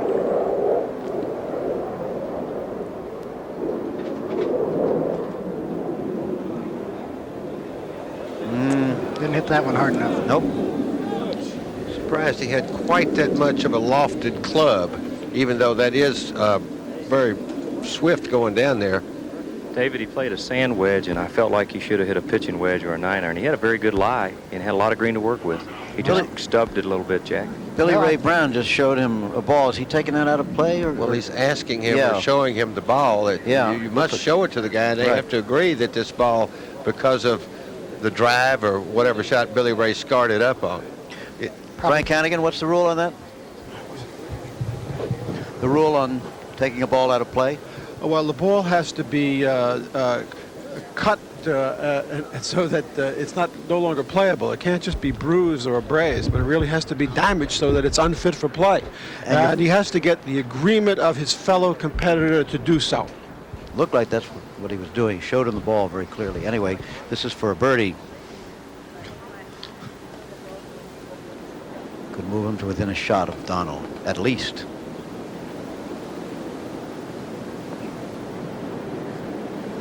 That won't get there. Right you are, Jerry. Par, though, would keep him at 7 under. Now, Mike Donald for the par. If he misses this, he'll have his first bogey of the day and will drop into a tie for the lead with Hale Irwin, whose work is done for this championship, unless there's a playoff.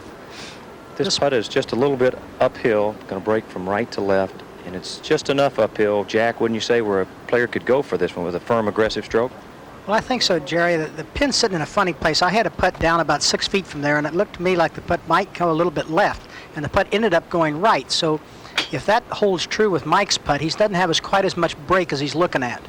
And the slope off the front of the green holds the ball from breaking. Now, I can't tell from here exactly how much it's going to break, but it's his probably should come a little bit left, but I don't think it'll come quite as much as he thinks.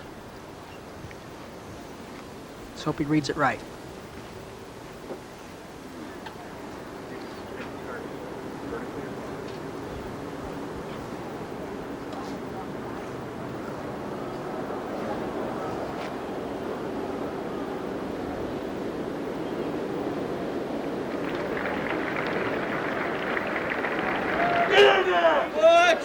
Oh, boy. Drilled it. Huh? He read it right, Jack. Yep, it didn't break very much, did it? No, it didn't. Great par. 12 after that drive. That's why I guess I got to get my 50-year-old eyes checked. Yes. Oh, here's a guy who's had something of a reputation for having a good early round and then backing off, but he has not backed off once today. Faldo now. He must make this putt to have any chance.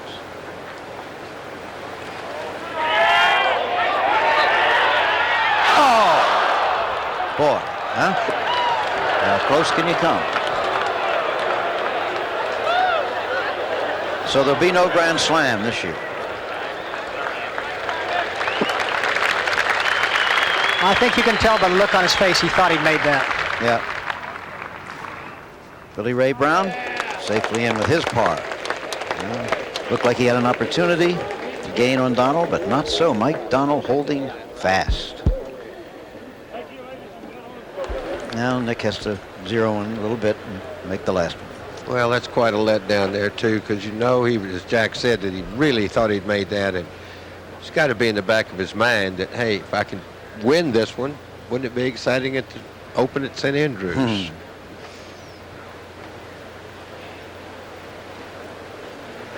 Okay. Nick Faldo taking his par, having a 3 under par round of 69 to add to earlier rounds of 72, 72, and 68.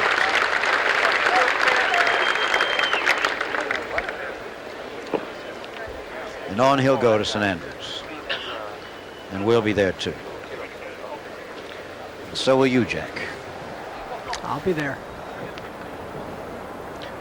Here it is again.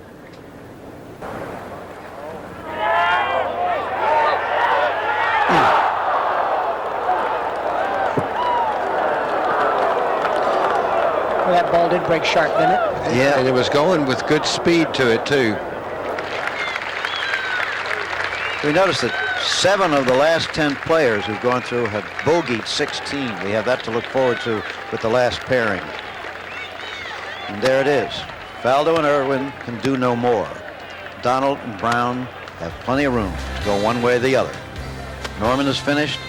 Tim Simpson's still out there, but it's fading. Fuzzy Zeller, only 2 holes to play. Mark Brooks, 4 holes left. He'd have to really charge. More of the leaders, those who have played very well in this year's U.S. Open. 15th tee. Short par 4. Jack, how about this one today? How's it playing? Tough, Jim. It's, normally as a 3-wood off the tee, it's 243 yards to carry that bunker. And I don't think you can carry it into that wind, so the driver really is hit right into the narrowest part of that fairway with the trees on the right and the bunker. Well, he looks like he striped it. Yeah. Perfectly played. Okay. Beautiful tee shot. That was a tough tee shot today. It's a lot harder hole. You see 384 and you think, well, gee, it looks like a birdie hole. It's giving players fits, that little hole. Little driver and 5 or 6 iron today. There's a lot of people, frankly, thought, there you go with the 15th. Look at that. It's the shape of it. The pin's in the back right today, and that's a very, very difficult pin position. You've got to hit the ball underneath the hole to have any chance at all. Go the other one. Go the other one. Oh, just did kiss the bunker. Oh dear. He can play from that bunker. It's not that bad, though. You know, a lot of people thought going into this final day that Mike Donald, who's had 1 win in 11 years, and Billy Ray Brown, playing his first U.S. Open, might fold. So far, they've showed no signs of it. Curtis Strange.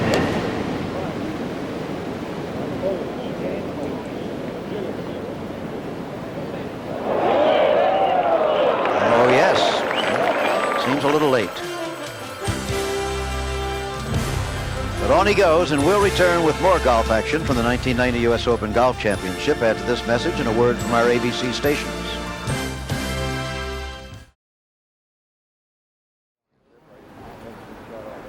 That's the clubhouse at Medina, and here are the leaders. Mike Donald still by 1 over Hale Irwin, but he's in a bunker at the moment. 15. Nick Faldo just finished up his round. Billy Ray Brown out there with Mike Donald. Olazabal of Spain still having a good Open. Fuzzy Zeller, former Open champion, played extremely well here. Steve Jones shot 67 today. Larry Mize there.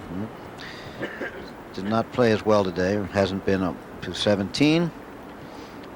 Billy Ray Brown. Billy Ray has 135. Into the wind with a 9-iron. Pin is all the way back, 21 deep. That was a big tee shot there, wasn't it, Jerry? He really worked on that one, Jack.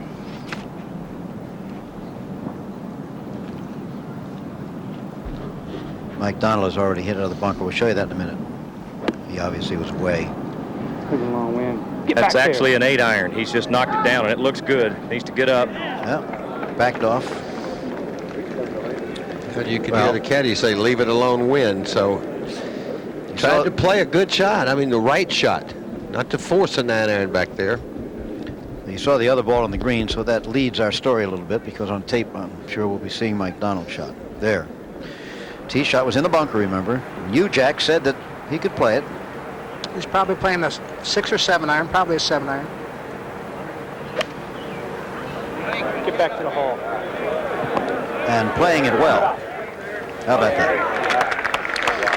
So they're both on. And they're both on the right part of the green to putt to. Looking like match play at the moment. I'm sure Jack Whitaker has some views on the situation. Well, Jim, thank you. It's quite simple. If you're just joining us, you've missed an incredible afternoon in United States Open history. The situation has come down to this now in the last hour. Hale Irwin has finished and posted 8 under. And he and the rest of the world are watching to see if Mike Donald can hold on at 9 under par. It is Mike Donald's tournament now to win or lose. He faces, first of all, the 8 under par posted by Hale Irwin and his playing partner, Billy Ray Brown. He is master of his fate at this moment, and it must be very lonely. Jim? Thank you, Jack, and here he is. 11 years out there, one victory. That came last year, the Anheuser-Busch Classic in Williamsburg, Virginia. Has not had an outstanding season so far this year. If you look at Mike's record, he tied for 5th in the Atlantic Golf Classic. Aside from that, you see 5 times that he missed the cut, and you see ties for 65th and tied for 35th and things like that. And suddenly, after a week off, it's come together. Maybe he'll learn to take a little time off, because he does play so much. They call him Iron Mike. He plays more than anybody, and certainly has in the last 10 years. And Curtis Strange playing out the string at this point. 3rd consecutive Open Championship not to be. That'll be a par for Curtis, number 17, remaining at 2 under for the championship, but 3 over for the day. He'll look back at that wedge shot at 7 was when it all started going bad for him. Mike Donald. Yet another chance to go 10 under. And Jack, the historians of the USGA tell us that as far as research has shown, nobody at any moment in history has ever been 10 under in the U.S. Open. Well, I don't recall it, Jim. I certainly don't. Obviously, it must be so. Well, you hold most of the scoring records. If you never got to 10. I wasn't even close. I think I got, what was I, 8 under at Baltusrol? That's the record. Uphill from about 45 feet. Big left to right break. Better hit it. Big break. Not quite enough. Yeah, it's a very slow putt. And Billy Ray had an opportunity to watch that one.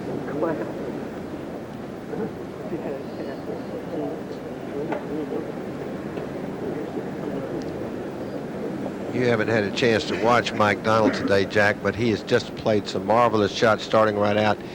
And his speed in putting has been very good. And the 2 times where it looked like he might bogey, there at 12 and at 14, he made both of those putts right in the heart. Well, the little putt that he has right here, that's a new green, the 15th green. And I noticed as I was passing through there today that it was getting a little spiked up around the hole.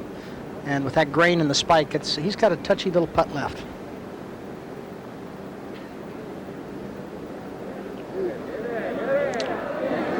Still not quite enough. Yeah, he had it right on land, though. Looked like his wife Cindy there was gasping for air, trying to get some deep breaths. Wouldn't you be? Oh, yes. Ah.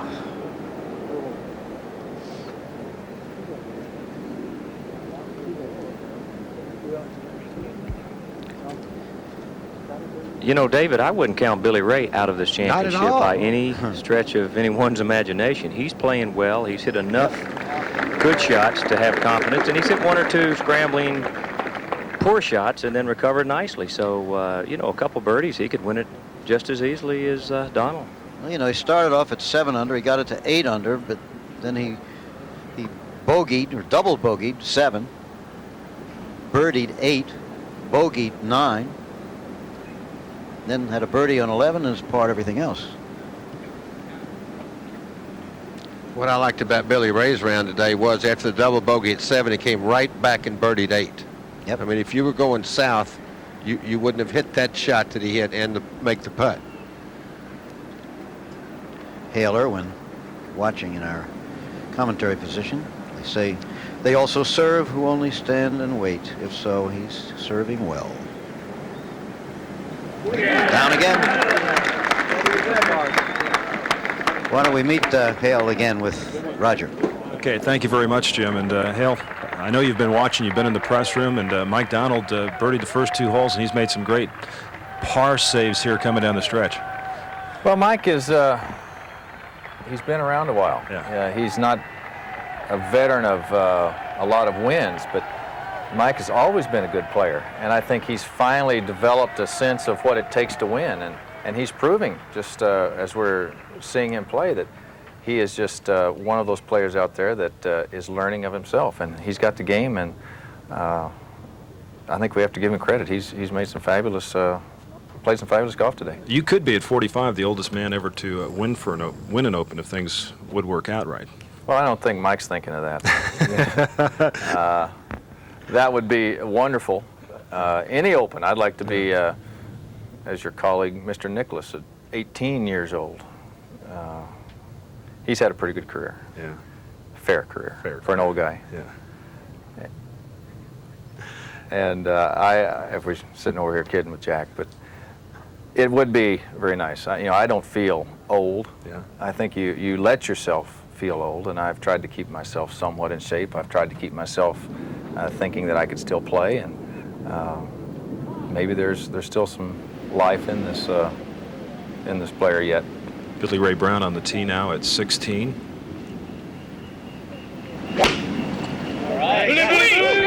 Billy just taking a 2-iron off this tee, hole playing downwind.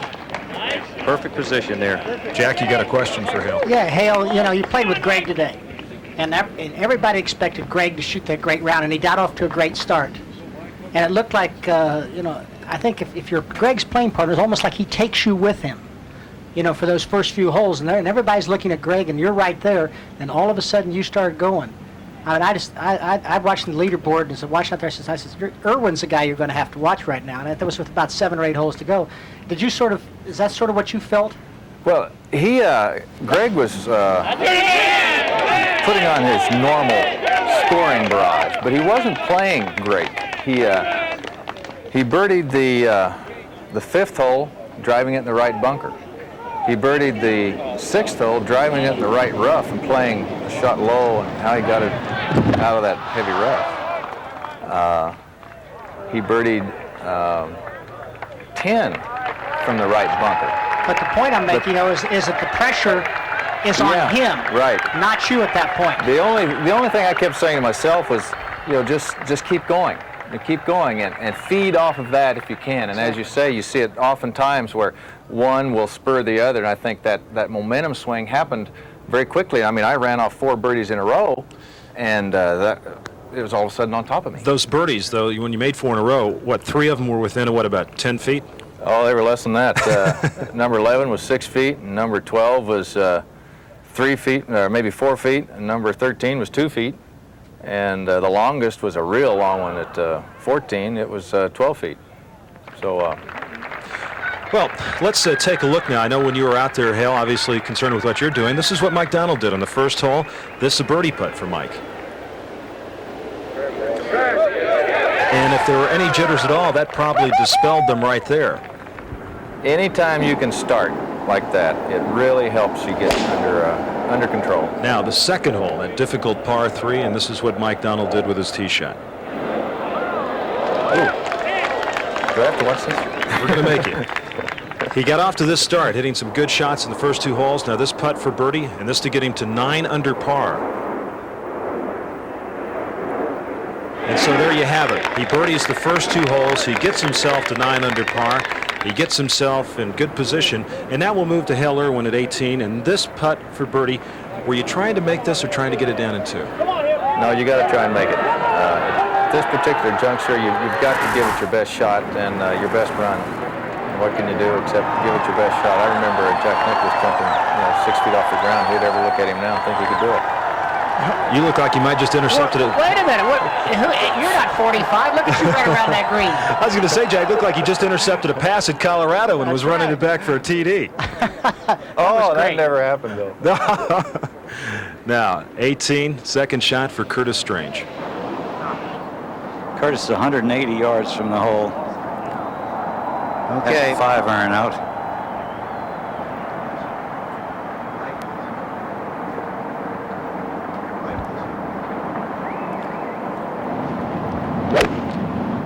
Okay. Stay there. Safely on. Very, very disappointed with his iron game today. Just came over and talked to me. But he really didn't play very well. They'll receive him here in just a minute. Meanwhile, we'll go back to the leader, Mike Donald. All right, now, Jack, 16 seems to have been playing with great difficulty today for most of the golfers. Well, 16 off the tee. I think fellas are playing a little bit shorter club. I played a 5-wood off the tee. which most of the fellows are probably playing a 1-iron or a 2-iron, and they're trying to put it into a position to where they can play about a 5-iron to the green. And I think that Mike looks like he's about in that position, but the wind is really tricky there. I think that it can either take your second shot or knock it down. I know it knocked my ball down into the bunker, and I hit a good solid shot. Now, you've got to get it up, and you've got to let it ride a little bit from the wind coming left, right, and behind you. Jack, I was almost in the exact spot where Mike is and hit a 3-iron. Boy, he's bailed that one out to the right. Not a good shot at all. Nope, in the bunker. You see it right there at the bottom of the bunker. Well, if he had to miss this green, that would be the best place to miss it with the flag back. He's going to have somewhat of an easier shot out of that bunker than he would in the rough. He has space, but it's not a very easy bunker shot. Jack, Peter Allis was saying earlier that he thinks maybe the most dramatic development in the game in the last few years has been the way all of you fellas have made the up and down semi-automatic out of the bunker. I don't know who he's talking about. Don't include me in that list. He's not talking about Jack. All right. You want me to be impolite, David? Give me a break.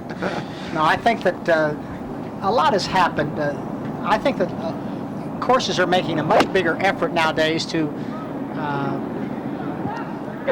That's a 5-iron right. Oh, right bunker at the flag. again. Just didn't get up. That was a lot of Wind ground can to get it. cover. Yep. 200 yards. But I think the courses are making a lot bigger effort, Jim, to put better sand and get the courses in better condition. And as a result, the fellas are getting better with their bunker shots. Good point. Here was the reception for Curtis Strange a few seconds ago.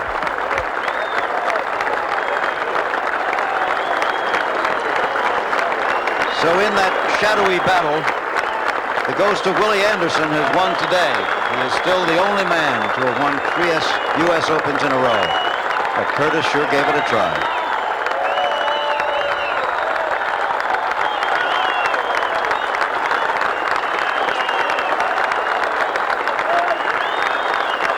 Not the fist in the air this time, but the tight smile of a gallant competitor. And he didn't stop quite that quick, but there it is. Well, Donald by 1 in the bunker. Irwin sitting up with us with that 67 today. Faldo is out of it. Billy Ray Brown is in it, but he's in the bunker. All of these just out of the competition right now, but can go home with some satisfaction. They played the U.S. Open very well at Medina in '90. And pick out some of your favorites there. Jim Benaby had a lot of supporters. He went to Northwestern University and won his only tournament here, the Western Open, the first tournament he ever played in. Ian Woosnam ended up at 2 under. Larry Nelson at 2 under, did not play well today. Azinger and Ozaki. Mike Reed dropped back today. Phil Mickelson, the low amateur, at even par, and that's a great performance. He's the left-hander from Arizona State. You'll be hearing a lot about him. He's still in school. David Frost, South African, 1 over. Bobby Watkins, brother to Lanny. Steve Pate, no kin to Jerry.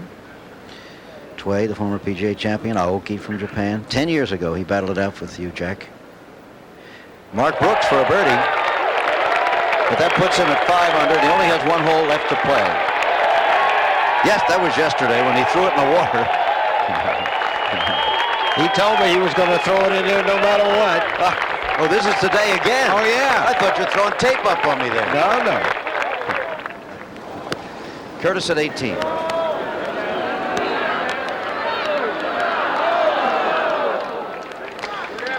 And the par tap in for Curtis will give him a 3 over par round 75. Now, Mike Donald. He has about an 80-foot bunker shot with about 50 of that to carry the bunker. Wasn't a good lie. And he hit a fine shot out of that lie. The ball was sitting kind of down. Well, I don't know how long a man can keep making putts like that for par, and he's made a couple of them today. That's his mother. Mike is a bachelor. Most of the men battling for this title have been fathers on this Father's Day.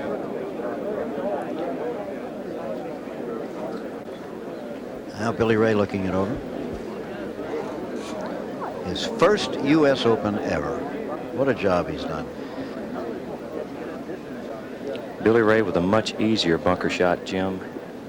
better lie, a lot closer to the flagstick. He can hit this ball up and spin it. Try to keep it below the hole. Yep, pulled up on him. So, beginning to run out of holes. Those automatic up and downs you were talking about are Yes. a little bit of work, Jim. What happens to them in the last 3 holes of the U.S. Open? Huh? It's a little different, but you see an awful lot of good bunker play and better bunker play, I think, through the years. Oh, yeah.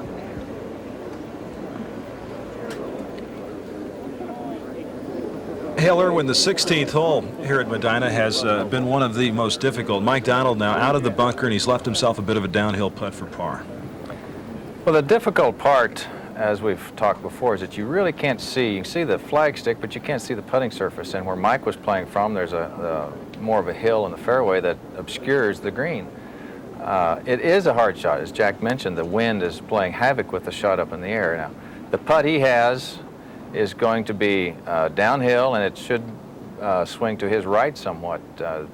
I had a putt coming right up the hill, I thought, that was, again, straight, but it broke to my left, which is, as we're seeing it now, is to the right.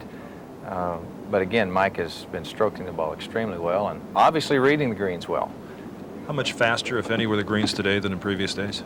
I don't think they were that much faster. Again, with the overnight rain we had, we never achieved that open speed that we've talked about, and those of us that have played through the years have seen some of the really fast greens.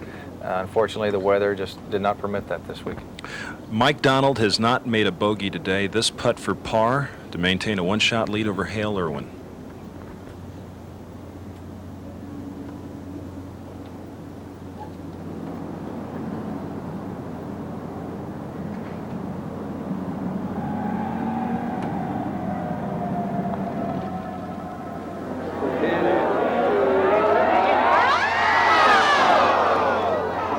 Starting to get interested.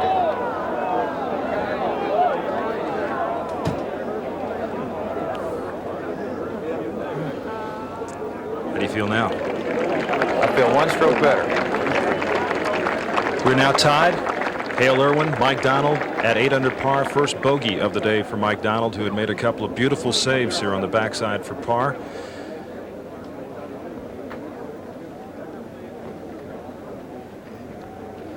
And 2 holes left to play, the most difficult 17th,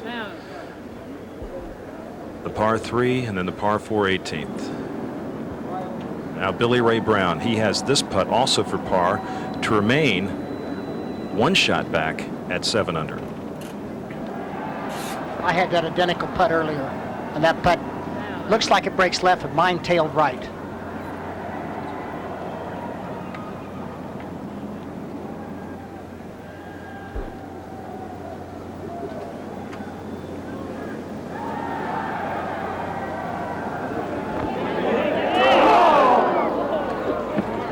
Billy Ray Brown will drop to 6 under, 2 out of the lead, but we have a tie between Irwin and Donald.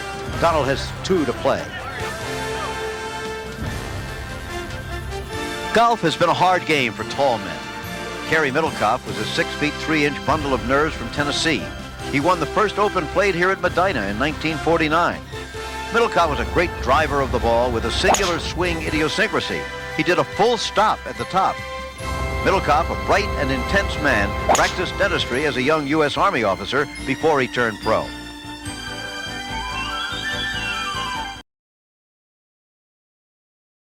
The 17th is a par 3. Our associate producer, Ben Harvey, said that it should be called the Lake Kadijah Triangle. Many golfers have been known to enter here and never be heard from again. That was certainly true of Ian Woosnam. It was true of Scott Simpson. Mike Donald on trial now. This hole playing 154 downhill. The wind has died down somewhat. Not much of a factor. Mike with an 8-iron.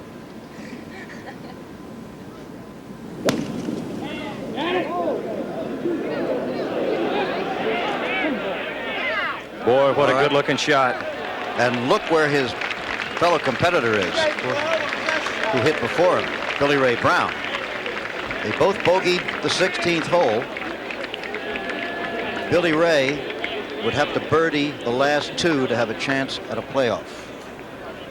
And here was the shot.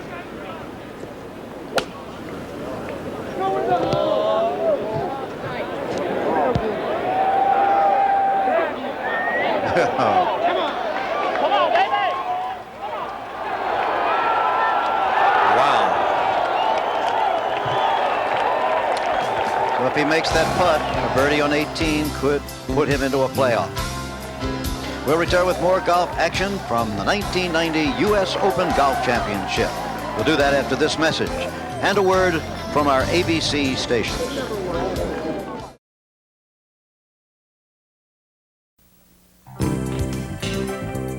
ABC's coverage of the 1990 U.S. Open Golf Championship continues. Will it be 34-year-old Mike Donald, the 11-year touring pro, the journeyman? Or will it be Hale Irwin winning his third United States Open? Nobody's ever won exactly 3 in their careers. There are people who won 4, a number who have won 2. Nobody's ever won exactly 3. Or will Billy Ray Brown sneak in there and force a 2 or 3-way playoff? Well, first, Donald on 17. All day this putt hasn't been as fast as people think it is. All the players are playing more break.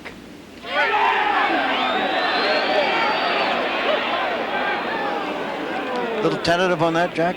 Well, I just think the green reads that way. I mean, it reads that it's going to be faster than that and it's going to break more than that. And I've seen, at least I did that, and I saw several other people do that. Sure.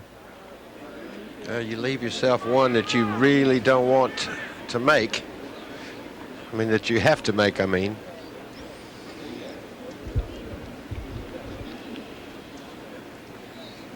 Looking forward to 18. Does Donald play in any way conservatively for a par to force a playoff? Or try to make birdie. Now, Billy Ray has to make this and then birdie 18 to have a chance. He's got one.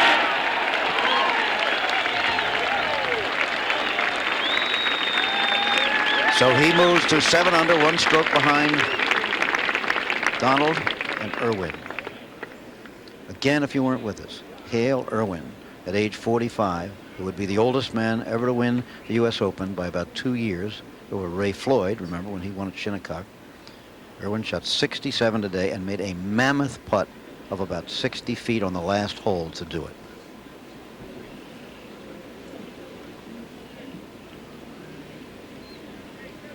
Make it sure of this one, Jack. Yeah, I think he's he wants to get this one in, that's for sure. And it's not quite as easy as it looks. I mean, it's a little downhill putt, and it's one you better strike solidly. Hale Irwin watches. He makes it. Boy, no matter what happens, good effort. This man deserves a lot of credit today. Let's go over to Roger and Hale now. Hale Irwin, 1 hole left for Mike Donald and Billy Ray Brown. Of course, Billy Ray needs a birdie to get to 800. Mike Donald now at 8 under par. How's 18 playing? How did you play the hole?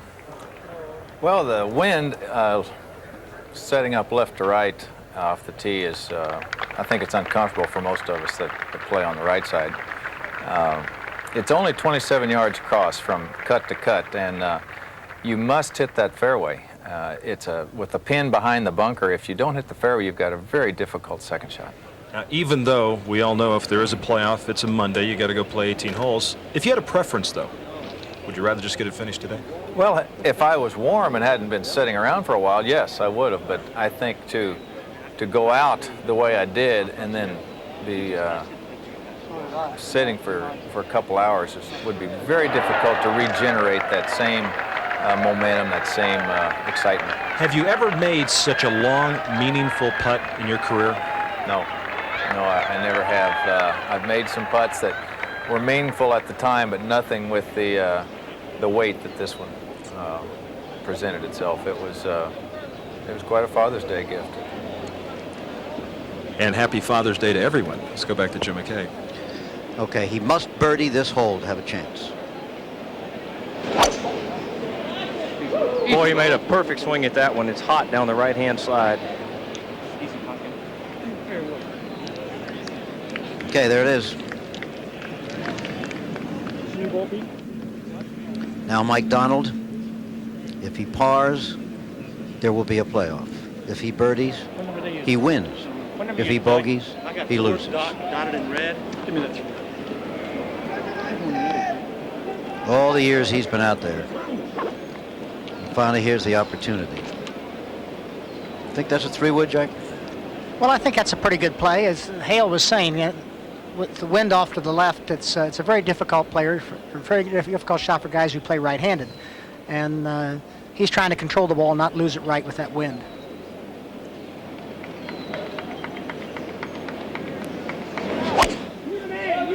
Come back, baby. Started out down the right-hand side. Needs to get left. You heard him say, come back, baby. Oh, good bounce left. And it,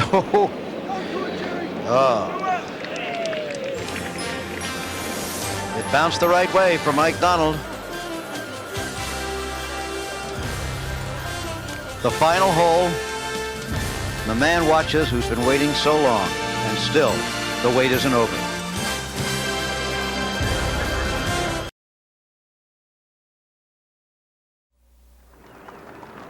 Only half a hole to play for the final pairing, and still, Irwin could be the winner today. Donald could be the winner today. They could finish in a tie, or they could finish in a tie with Billy Ray Brown, and all three of them would go 18 holes tomorrow. Should there be a playoff, by the way, ABC Sports will be here from 4 to 5:30 Eastern Time. But it can't come down any further than this. Unusual situation with Billy, with Mike playing out of the rough. Usually playing out of the rough in the U.S. Open with a pin on over a knob on a downslope, it's difficult to stop. But as soft as this course is, even though he's in the rough, he can still throw the ball in and stop it, which is unusual for, as I said, for U.S. Open. Right. Billy Ray. He has 184. This hole playing slightly downwind left to right with a 6-iron. He's got to get all over the 6-iron if he's going to get it back there. Okay, Jerry. Jerry Pate on the fairway.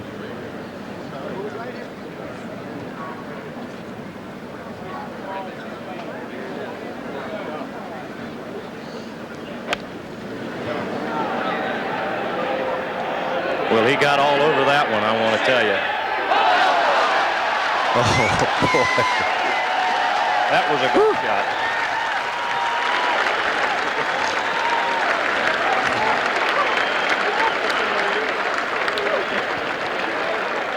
If your nerves are fragile, maybe you better leave us now. We'll tell you about it later. It's a pretty good shot, wasn't it? Gorgeous shot, wasn't it, Jack? Now Mike Donald. Mike has 172 in the short cut. The ball sitting down quite a bit.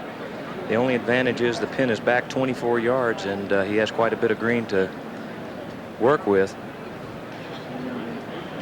He does have the right angle, though, doesn't he, Jerry? Sure does, Jack. Looks like he's taking a 8-iron, a very lofted club, so he's going to hope for a flyer. Well, he's still got the ability to stop it on the green, remember. Okay.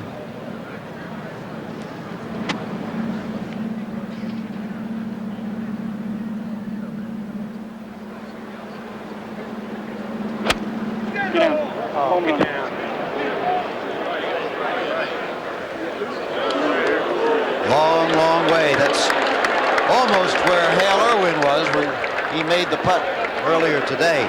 Now, neither of these fellas, there's Hale. Neither of these fellas has ever heard anything on a golf course aimed at them like they're going to hear when they walk up on this green. You have, Jack. Yeah, they're going to experience something that you can only find at a U.S. Open or in any other major championship, where people are excited about the finish, excited to appreciate their play, and it's something they'll long remember. Here comes the tribute as the crowd begins to build. They'll be on their feet. Many thought they would fold. Neither one has, no matter how it turns out.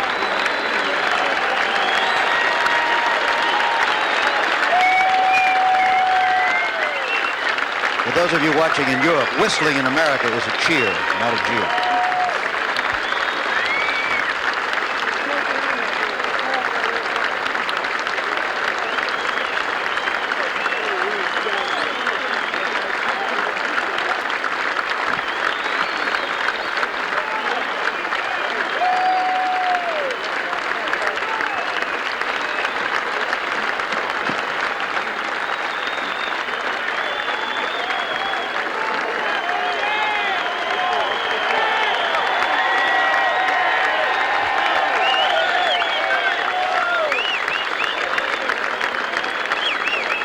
And now they have to get back to business.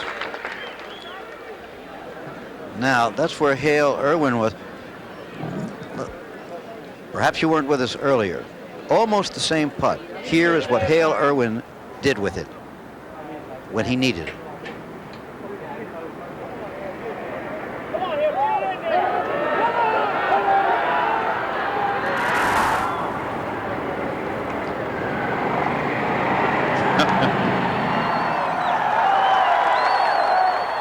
Was that the putt that won the U.S. Open?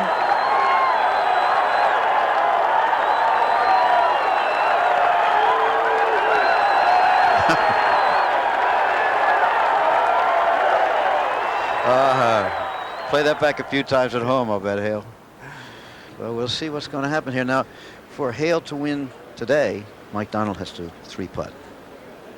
For Mike to win, he's got to duplicate Hale Irwin's putt. The odds against that would be phenomenal. Huh? Well, don't leave Billy Ray out. Oh, no. He's got a makeable putt there, so.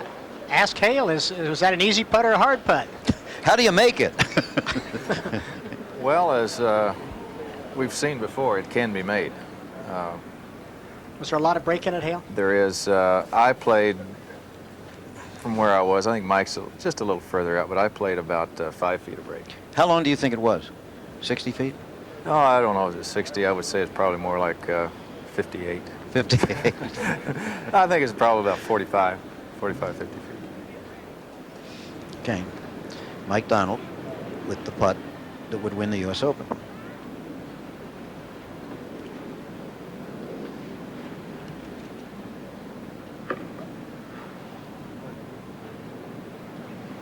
Billy Ray looking away.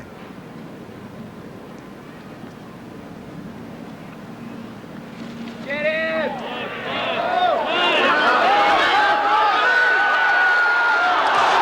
Do you believe it? Ooh. Whew.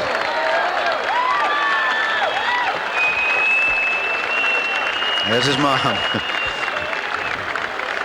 Again, Mike is a bachelor.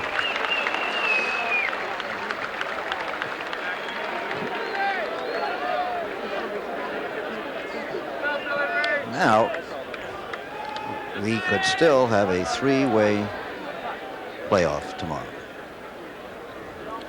if this man makes this putt. Fairly similar to the putt that Faldo had, wasn't it? I think so, yeah. Close, yeah. Broke really sharp.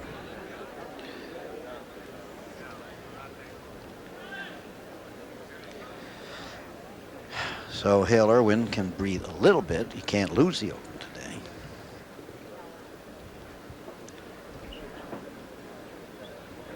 Yeah, that's very, very similar to Faldo's putt that just spun off the right side of the cup when he needed it.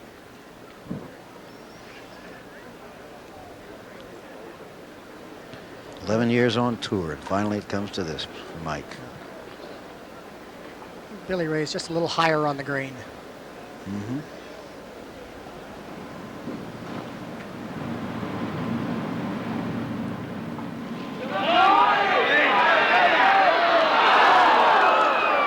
By what? An inch? An inch and a half? He misses his chance. In his first U.S. Open, Billy Ray Brown will be back.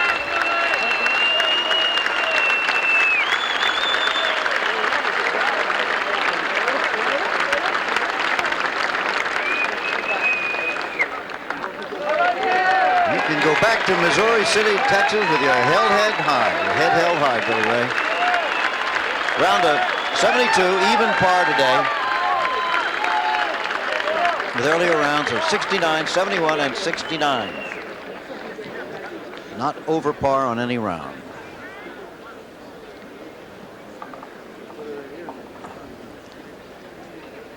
No such thing as a gimme in the U.S. Open.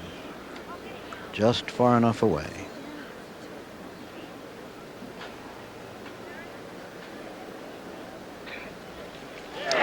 It'll be a playoff tomorrow, 18 holes. Hale Irwin at age 45, Mike Donald at age 34. For Irwin, his chance to win a third Open. For Mike Donald, his first chance, perhaps the only chance of a lifetime. There are his scores, 67, 70, 72, and 71. Well, thanks to those theatrics on the 72nd hole, Hale Irwin forced an 18-hole playoff with Mike Donald. Yeah, Dave, what a putt by Hale on the 18th, but Mike Donald took the lead with a 2-shot swing in the playoff on the 9th hole. But the championship was still up for grabs as the players made the turn at Medinah. We joined the playoff on the par 5 14th with Donald leading by 2. Creative way of handling the matter, which I wouldn't about to second guess the R&A. That's where they've gone for their reasons, and I was thoroughly glued to the set when the three of them went out at Troon, and it was marvelous. But that's irrelevant, really, as far as I'm concerned, in our championship in this country. At Grant Spaeth of the USGA, and now Hale Irwin hit 4 of 10 fairways today. This at the par 5 14th, measuring 545 yards.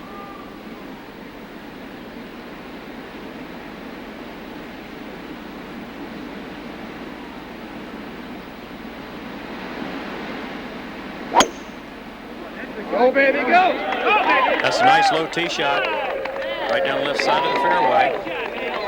Big tee shot for Hale. That ball's going to go about 285.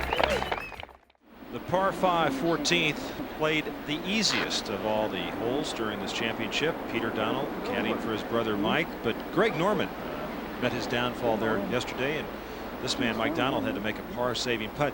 Rossi, what's the wind doing out there? The wind is behind the players and coming out of their right. Now Mike is 285 yards to the hole. What he's going to try and do is to carry that bunker about 50 yards short of the green and run it into the bunker in front of the green. I think both players will play that shot. I don't think either one of them get to the hole. Taking a look at the hole right now, 545 yards. That second shot that Bob is talking about there is a little bit downhill. You want to avoid that bunker you see on the left side of the fairway as you're looking at it, player right. They can see the green, but not where the ball lands.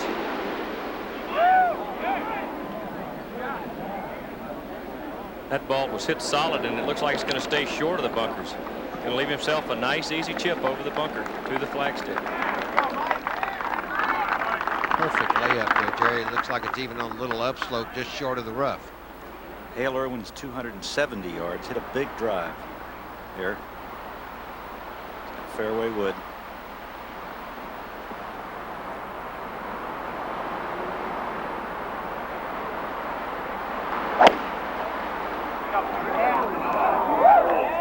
Also a nice solid shot. I believe that ball is going to carry all the way into the bunker. But from there, that's a very easy bunker shot. Immediately following today's coverage of the U.S. Open, stay tuned for local news on most of these ABC stations, except on the West Coast, where One Life to Live will be seen at 2:30, followed by General Hospital at 3:30. It's a nice par 5. This is a brand new hole here this year at Medinah. And it's, as you see, 545. And like a lot of the par 5s, all the par 5s here, as a matter of fact, the way they played this week, a hole where you'll see the players a lot of times lay up. We just saw it at 10. The second shot blind down there. The bunker you see in the right rough is short of the green. Well short of the green is what you want to stay out of. Players that have hit wood second shot, if they couldn't reach the green, were trying to put it into bunkers short of the green there, just as Hale Irwin just did, to leave himself a bunker shot. As you said, the easiest hole this week, as par 5s generally are. They're usually not the hardest holes, though it's caused a lot of problems this week, in particular Greg Norman yesterday.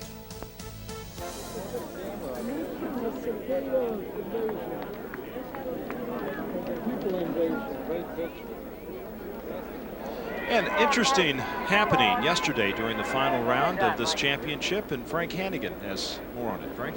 Well, yesterday, Roger, there was the most extraordinary rules incident that happened. It happened on the 7th hole when Billy Ray Brown was in contention playing with Mike Donald. Now, Billy Ray Brown really gunned a putt by the hole from about, 20 feet away. And then what I can only describe as a kind of a spasm of immaturity, he threw his coin at the ball while it was still rolling. And the coin comes right up against, and there it goes. And when the hole was concluded, watch this again. It's coming There's the the ball is coin. still moving. The ball is still moving, and Billy Ray Brown throws a penny, and it goes right up against the ball. And moved it. Don't know that. Yeah. At the end of the hole, Donald and Brown went to Grant Spaeth, the USGA president, and said, what do we do? Spaeth said, I didn't see it. He then consulted with his observer, Michael Attenborough of the R&A. Attenborough said he saw it and he was sure the ball did not touch the coin. That's what Donald thought, that's what Brown thought. So there was no penalty. Now, had Brown's coin touched the ball, it would have been ruled that he had deflected his ball and there would have been a two-stroke penalty. Now, this morning, the USGA officials looked at that videotape and said it was inconclusive. Therefore, there would be no penalty. Wow, that's very interesting. Sounds like the NFL when you get a call you don't like and they say it's inconclusive.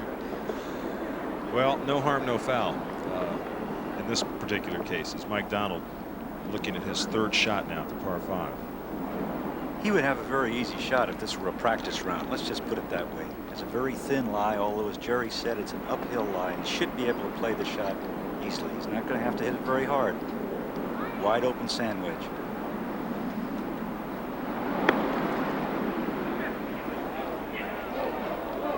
Not bad. About 12 feet past the hole.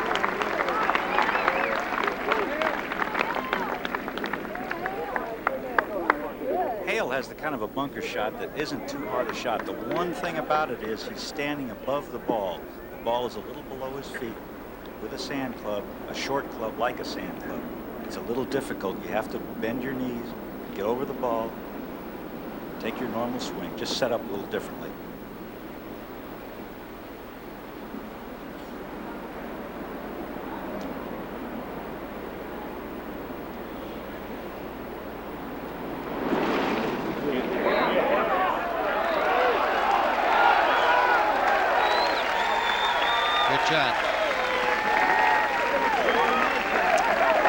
So far this week, Hale Irwin has played the back 9 here at Medina number 3 and 8 under par. Today he is 2 over on the backside.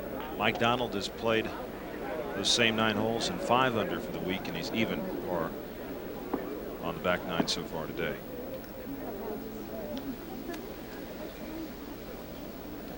If Hale Irwin would win this playoff today, he would become the oldest man ever to win an Open championship. 49, 75, and 1990. 3 United States Open championships. First round in 49, average 77.2, 75.9, 73.7, but different courses than David. Different courses, plus, as Dr. Kerry Middlecoff said yesterday, who won there in 1949, there's so doggone many more good players. The field is deeper, so you don't get as high a scores at the back end of the field as you did in prior years. Second round, you can see 76, 75, and on down. This week, 124 rounds under par here at Medina, and that's just smashed the previous U.S. Open record of 64 at the Country Club in Brookline back in 1988.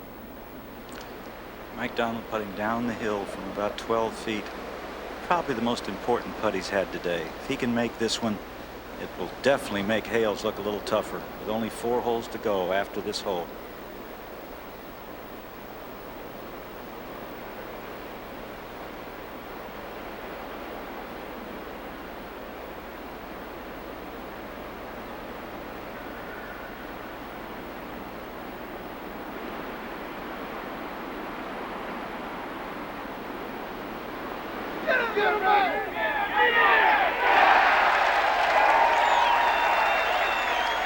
That may be it there, because Rossi just called it.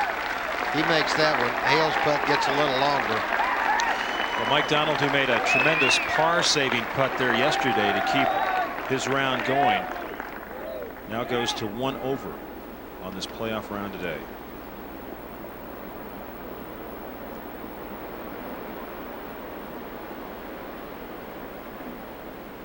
Now Hale Irwin for birdie.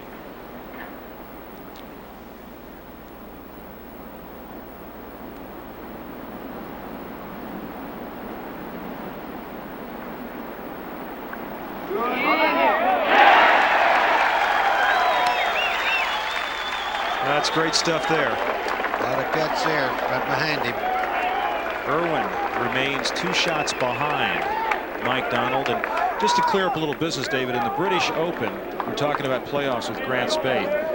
It depends on the course, but they usually start play 1-2 and like at Troon last year, 17 and 18. 17 and 18. I don't know what they've decided this year, but sort of St. Andrews sets itself up as you might play 1-2, 16, 17, and 18. I don't know what they're going to do, but that would sort of be the 5-hole stroke play playoff they'd have. Right. I think. Now 15, 384-yard par 4. David, looks pretty easy sitting out there. When you look at the yardage, sure, it's one of the 2 par 4s under 400 yards, but given the players fits all week. The left side is no bargain, the right is heavily treed. You're shooting into a green that has a lot of slope to it, and today probably against the wind. Rossi or Jerry will tell us how that is. Boundary back there very close, so if you get in the rough, you always have a chance of hitting a flyer. As a matter of fact, Bob Gilder in the first round knocked the ball out of bounds there to the right. 81 birdies, the pars, 61 bogeys, scoring average of 4.25. Both of these players have played this hole in even par, although both players have parted all 4 days. Actually, this hole is playing a little downwind, David, if anything. Don't have to hit it too far. The bunker definitely in play today. I was going to say, Rod, you know, Mike Donald was in that left bunker and made a nice par there yesterday.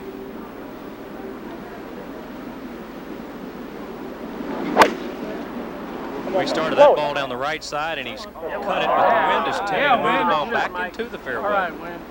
Wind really helped him out. Wind coming from the player's right. And that is out of the north here today at Medina. Hale with a driver.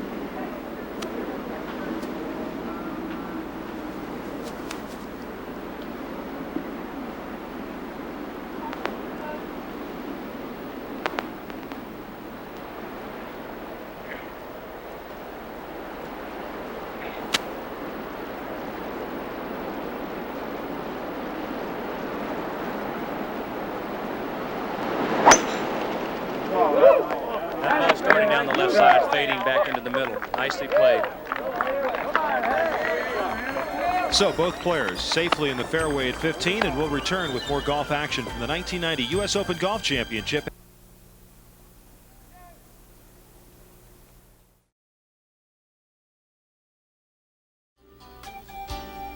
And we welcome you back to Medina, where Mike Donald has a 2-shot lead over Hale Irwin through 14 holes of this playoff for the 1990 United States Open Golf Championship. And there's a look at Mike Donald from Hollywood, Florida. Wind coming out of the right. Mike is 160 yards from the hole.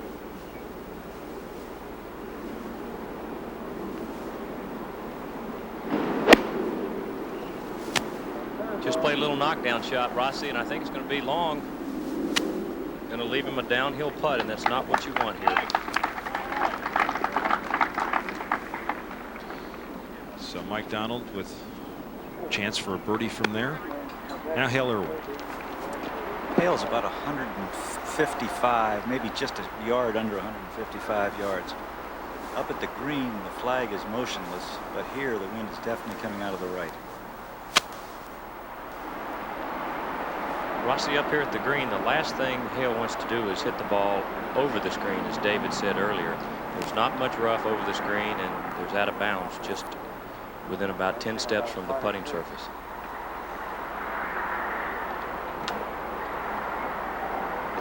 Hale can't make up his mind strictly because of the wind, because it swirls up there in that corner. Well, you can see the man standing behind him there. His slack's blowing so much. Well, the trees around the green have definitely protected the flag stick and the flag from blowing, but I don't think there's any question, Rossi, as you said, the wind is definitely from right to left and could possibly be hurting the player. And now the flag's swirling back, helping him, so it's quite a bit of indecision.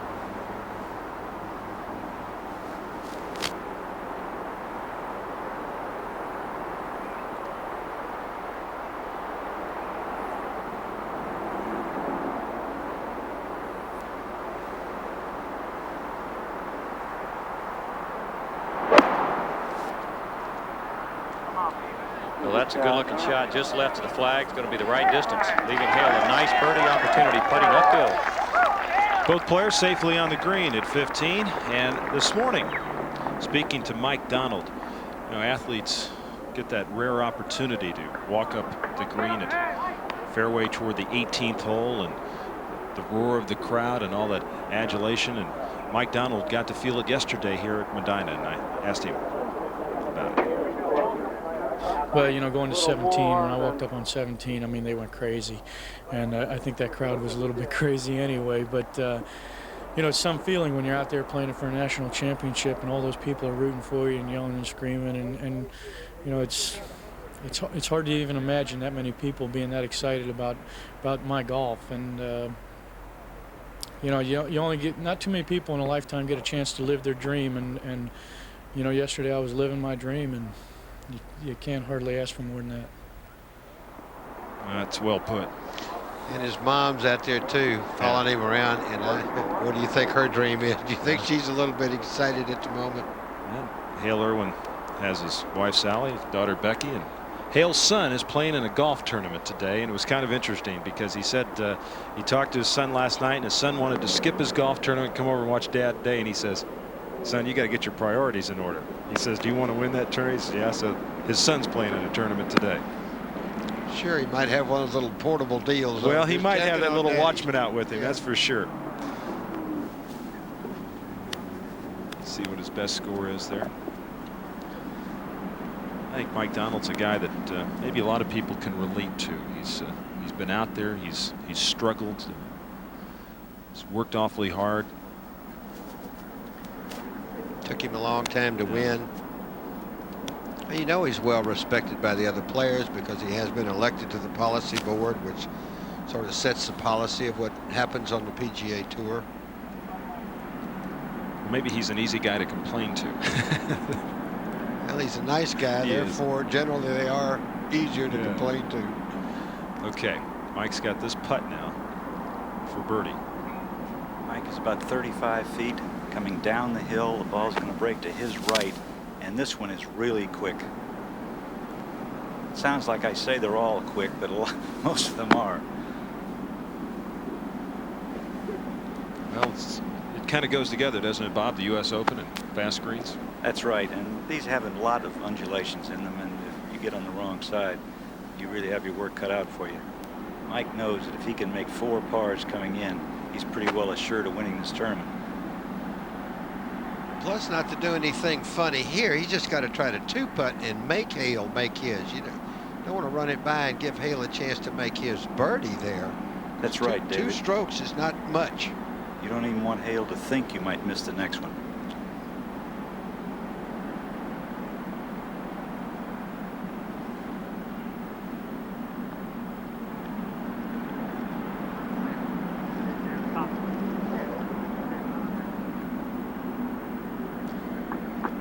That's well done there. He's got it just below the hole. The little uphill coming back.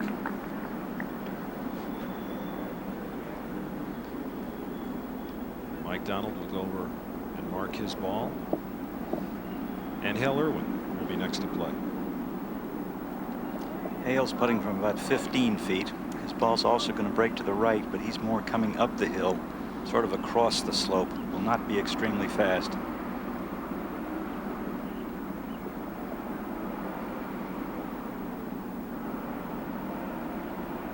Last 4 holes, this is probably the hole that you most likely to birdie in the finish, because 16, 17, and 18 are difficult. 17 and 18 going to play right into the wind, and for that matter 16 will too with the second shot. Second shot, yes.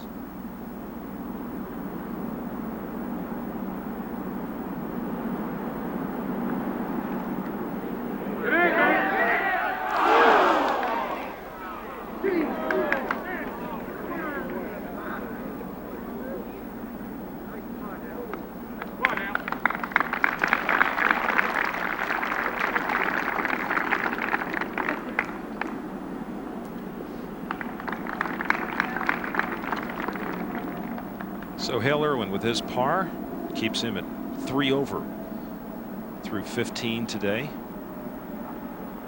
Mike Donald with this par putt to remain 2 shots in front in quest for his first major.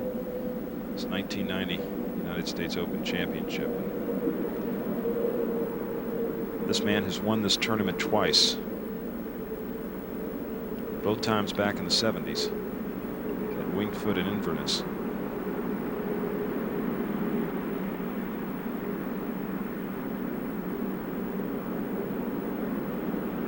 And nicely done by Mike Donald as they move to 16. Just how did these two players get to where they are right now? Well, you know, statistics sometimes will tell you a lot, or you can make a lot out of statistics, David, but one of the things that Mike Donald did, he was second this week in bogeys. In other words, he made as few bogeys as anybody except for Bobby Watkins in this championship. 68 players, he was 67.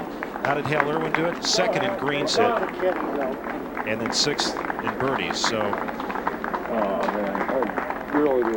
that's what happens. You make the fewest bogeys, you get it close to the hole, and you're in business. Fewest mistakes, and this is another dogleg to the left, of which there are 8 dogleg lefts on this particular golf course. Now this hole, quite a hard second shot. Fairway pretty generous on your drive there. You do not want to get to the left side there though. Just out to the right, and then generally you'll have a 200-yard shot or so up to this new green.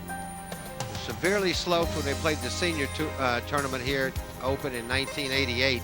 There was a big slope in the middle of the green. It's been softened a little. There's still plenty of slope. This green a little bit slower than the rest of them on the golf course because it is new. You can see how difficult this played right there. It's long been one of the hard holes here at Medina. Well, it ranked as the most difficult throughout the Open Championship. Matter of fact, the finishing holes ranked 1, 7, and 3 as far as difficulty as we move to the tee and Mike Donald.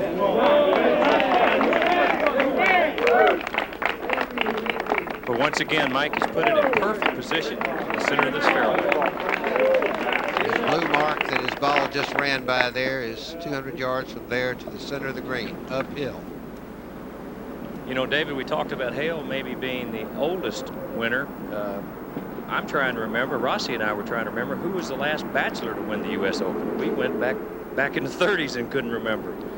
I've tried to discover that all day. No one knows. That record is not kept. That's a trivia question for us all. Now Hale Irwin started down the left side. Hale likes to work the ball from left to right. And that ball is in the center of the fairway also. Beautifully played. So both players at 16 in the middle of the fairway. Mike Donald leads Hale Irwin by 2 shots.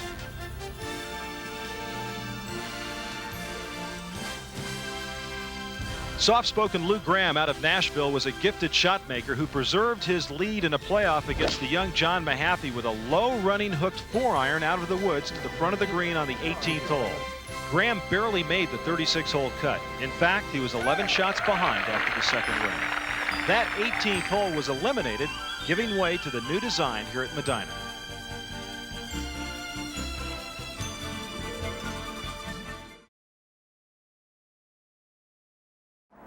Hale Irwin, his second shot at 16. He is 205 yards from the hole, a little disenchanted with the pin placement. He said he was right in the middle of the fairway and still had to play a big hook to get to the flag.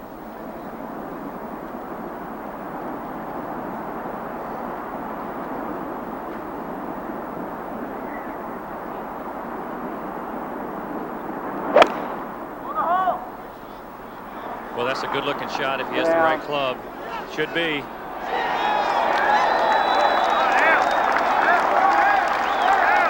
Rolling back down. It's going to be about 6 feet for a birdie. Beautiful shot by Hale Irwin. Bob, what did they use off the tee there at 16? They both hit fairway woods. Hale hit a 3-wood, and Mike used his little metal club that he uses. Wind, it was sort of out of the left, and now it's directly out of the left, not in their face. Mike Donald 195 yards, a little better angle than Hale, but hard pressed to take care of that last shot that Hale hit. Now this is one of the few bad shots Mike hit here yesterday. He hit it in the right-hand bunker. He also hit a good looking shot, had to work it around those tall trees. Oh, needs to get up and roll back down. Well, he was very lucky there. If the ball had rolled another 6 inches, it might have gone all the way down to the bottom. If I were Mike, I'd get up there real quick to play this one. Mike Donald short of the green, and we'd like to remind our stations along the line that after the tee shots at the 18th hole, we'll give you a chance to identify yourself. That's after the tee shots at 18. Rossi, that shot Hale played was just typical of the type of ability Hale Irwin has to work the ball. He's been playing the ball left to right all day, and he played a nice hook there, didn't he? He sure did. He had to hook it against that wind, Jerry, coming out of the left, and that was a wonderful golf shot. And in 1991 at Hazeltine Golf Club in Minneapolis, St. Paul area, Pebble Beach in 92, Baldwin in 93, Oakmont in Pittsburgh in 94, and then back to Shinnecock in 1995. Saturday at 1, 12 Central on ABC Sports. It's the world's top athletes in an unprecedented international competition. North America takes on Europe in the U.S. Olympic Cup. Then at 4:30, 3:30 Central on ABC's Wide World of Sports. Top female gymnasts go for the gold as the U.S. Olympic Cup continues. Plus, we'll head to Southern California for the finals of a unique national 3-on-3 basketball event, the Coca-Cola Coop to Hoop. It's all Saturday on ABC Sports. And we go back out to 16. Mike Donald, a 2-shot lead right now over Hale Irwin. And Mike looking at his 3rd shot. He'll be chipping up the hill for the first 20 or 25 feet of the shot. Then it gets up on a shelf and sort of levels out. Should go a little to his right. It'll be very important for him to get this shot inside of Hale's. He's going to putt it. I was just going to ask you that, Bob, if there was any chance to putt that. Yes, he has the kind of a lie that he definitely can putt it. Dave, he's been very good with that shot all week. How far off the green is it? I'd say he's about 8 or 10 feet off the green. As Jerry said, he was really lucky that the ball didn't roll to the bottom of the hill. Well, it's 39 feet from the front edge to the pin, so if he's 10 feet off, that's 49 feet.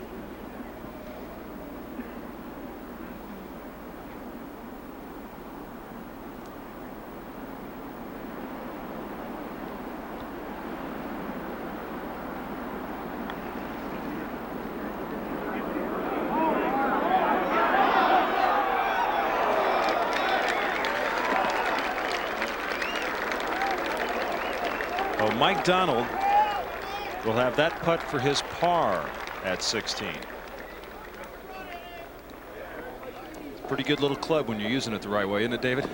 Well, just anyone ever asks you, of course, for your life, you want to run the ball with your putter. You do not want to take any 8-iron or 7 or something and stab it and leave it still outside of Hale. Now, Hale Irwin hit a marvelous shot in here at 18 yesterday, or excuse me, at 16. Well, what he's got to do, he's got to make this putt and get the honor going over to 17 right. And hit a good shot at 17, because that's maybe the most dangerous hole here at Medina. This putt is about 8 feet, and it's going to swing quite a bit for that length of putt. It breaks very sharply to the left. That may be easier for a right-handed player. A lot of the putts he's missed, Bob, have gone to the right. That is exactly right. Hale Irwin for birdie now, to bring him to within 1 shot of Mike Donald.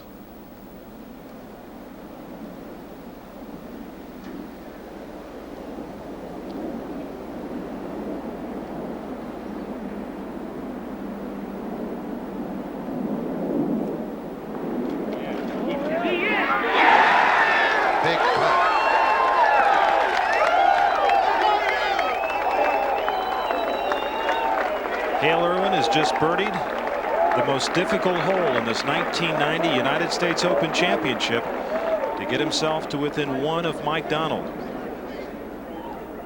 with 2 holes left. Now Mike for par.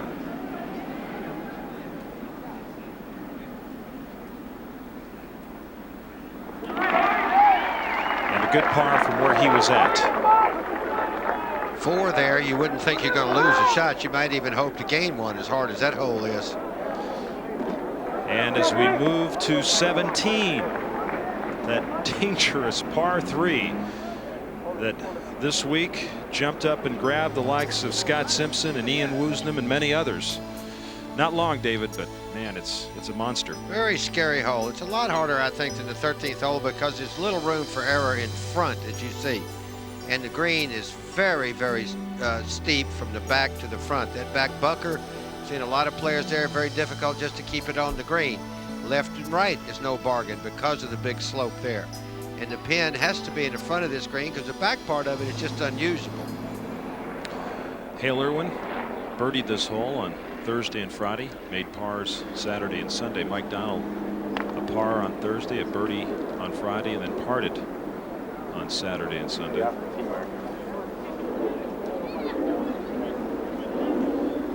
Hole's playing 168 yards today, listed yardage. What about wind, Bob? Wind is blowing very hard out of the left up here on the tee. It doesn't look down on the green like it's blowing that much, but this green is so set down that it will not show how much the wind is blowing. But when that ball comes off this elevated tee, it is taken by that wind and taken a lot. Rossi, the pin today is cut only 5 steps from the center of the green to the hole, and with both of these players left to right ball strikers, I think the wind's going to be a big factor here, don't you? Well, yeah, if they play it from left to right, Jerry, they just have to start it quite a bit left because the wind is going to blow it. And the wind now is turned around a little and is coming into the face of the players. Jerry, is the pin set similar to the par 3 13th? Pretty much so, Roger. This is actually a little different green. Of course, the hazard in front of this green is the water, which is much more treacherous than a bunker. But this green has so much slope. The pin is more towards the most severe portion of the front of the green, and if a ball hits short of this flagstick and has any spin on it, it's going to come off the green, no question. Well, we saw yesterday Billy Ray Brown fly it to the back of the green and spin it back and nearly make a 1. Different club today, though. Now he can afford to be aggressive. If he hits a good shot here, there'll be a lot of pressure on Mike. If he tries to hold it against the wind, David, I think it's a 6-iron. If he elects to ride it with the wind, it could be a 7.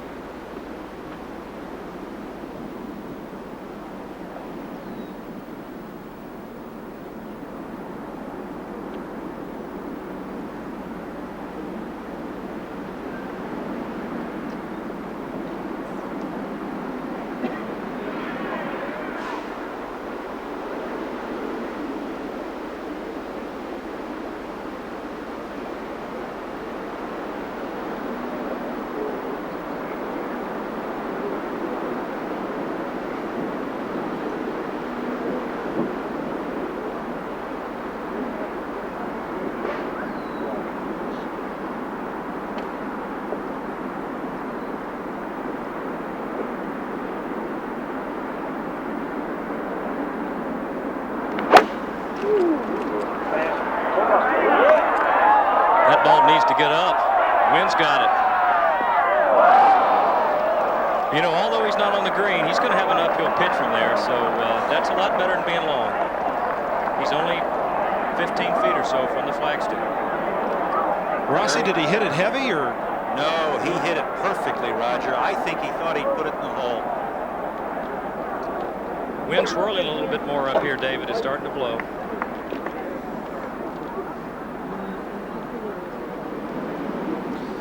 Now Mike Donald.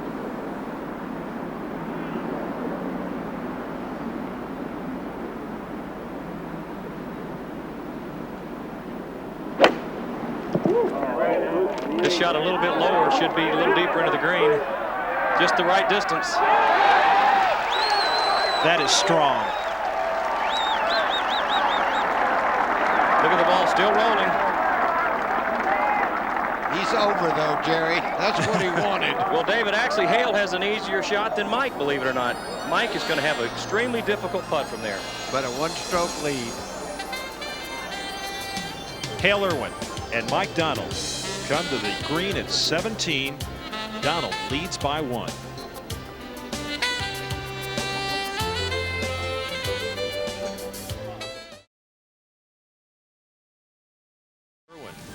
in a playoff for the 1990 United States Open Golf Championship at Medina have made it to 17. Donald leads by 1, and we want to remind you stations along the line that after the tee shots at 18, we'll be giving you a station break after the tee shots at 18. Now, Hale Irwin, his second shot. Hale has got the kind of a shot. He has to chip it, even though he's just a couple of feet off the green. He has to chip this ball. The ball is sitting down. Now, he thinks that he can make this shot. He went up and be sure the pin is leaning right. Mike has a very difficult putt. He has a putt that's going to break a couple of feet, even though it's about 8 feet. Hale going directly up the hill. The ball will come out a little fast out of the rough. The ball is sitting down in the rough. If he makes this, he will tie Mike Donald.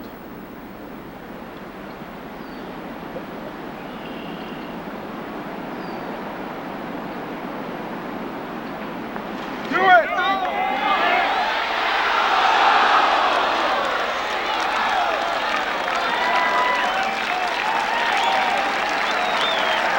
He thought he could, and he almost did.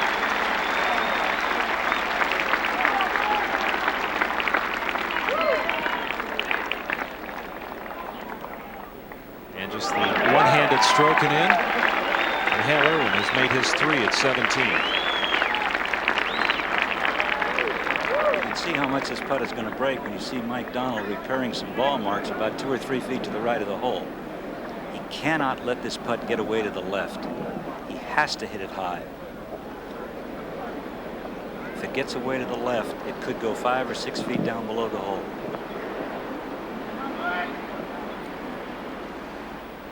Well, Mike Donald, remember David the other day, he had a putt and he was really fearful of it, and he said, I wasn't going to try to, I wanted to just make my 3. And the stroke didn't look too good, but it got him close enough to make his 3. Well, he made a good second putt here yesterday, and as Bob has said a number of times, very dangerous putt here. It's for birdie. A little hard.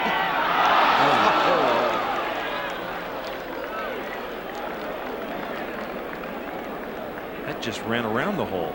Well, that just shows you how much break there is there. Very hard to tell on television, the slope that's there. I think that was a real good stroke, David. I really do. A lot better than the one yesterday. Now this for par and a 1-shot lead going to 18. Yeah! So this is what it's come to. Come on, Mike!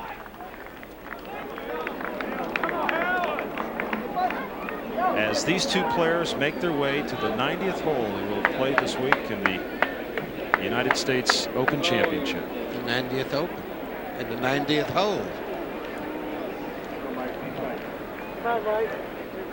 18, 440-yard par 4. And I think a well-designed golf hole, a better finishing hole than the one that they had before. One of the new holes here at Medina, fairway bunker there is in play. You say fairway bunker, it's in the rough, but a slight dog leg to the left, has plenty of length. Keep the drive out to the right a little bit, helps your entry into the green. Pin today, 21 feet from the right side of the green, 72 feet deep from the front of the green. Good par 4. Seen a lot of wonderful shots hit on this particular hole this week. Here's a hole where the rain made this hole harder this week because it was playing quite short before we got the rain on Wednesday and on Saturday night. Been the 3rd most difficult hole this week as Hale Irwin is on the tee at 18. He's played this hole in 2 under with birdies the first day and then yesterday.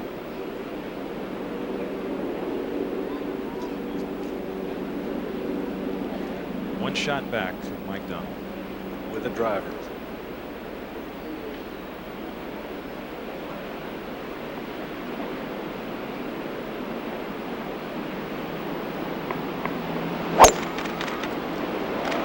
Ball started low down the left side and fading right in the middle of the fairway.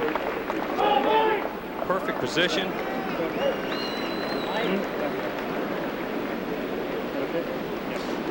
And pretty good distance on that drive. Grant Spaeth, the USGA president, avid golfer himself. Good player. Fun to play with. Now Mike Donald. He's going to drive with that shallow face driver. It actually has the loft of a 2-wood. It's the one he's been driving with most of the time. In fact, all but maybe 8 or 9 holes in this championship.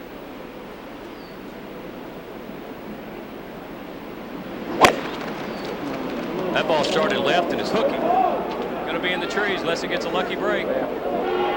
It is in the trees. It got through some of them. It's behind the bunker to the left of the fairway. Well, actually, Roger, it took an unlucky break. It was out in the short grass where the gallery had trampled it down and hit someone and bounced back out into the long rough. So he's going to have a much difficult time to get the club on the ball playing his second shot. We'll return with more golf action from the 1990 U.S. Open Golf Championship after a word from our ABC stations.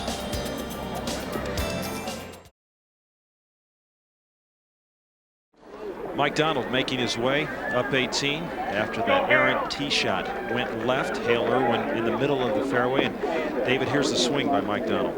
Well, a tremendous amount of pressure on him here. And here's one quick swing. He just a little fast and just didn't hold on with his left hand. Got over it with his right hand. Every golfer knows what that means. That's a pull or a hook. And the one place he didn't want to put it here was left. It makes your second shot, even if you get a good lie, you've got such a bad angle to the green. Well, let's find out about that lie. The lie is not too bad, David. The shot calls for a low hook. It's going to try and run up on that right front of the green. One thing I would think that Mike wouldn't want to do would be to put it over the green to the right. It seems to me that would leave him an extremely difficult pitch. He is 200 yards from the hole. I would think he'd take maybe a 4-iron. It's going to come out kind of hot. It's sitting down in the grass a little, but it's not a bad lie. It's not a real thick lie. Mike Donald with a 1-shot lead over Hale Irwin. Guy here, gotta go. Yeah, he can see the right side of the green here. David, what about the pin at 18? Well, it's, as I said, it's well back into the green. It's 24 yards or 72 feet back there, 21 feet to the right side. That's what Bob says. He does not want to be on the right side of the hole here because that leaves him on the short side of the green. Remember, Lou Graham hit a terrific shot in the playoff against John Mahaffey at 18. Not exact same spot, but similar on the left side of a different 18th hole. As that's going to roll up and jump in the bunker. Oh, he's put it in the bunker on the green side left.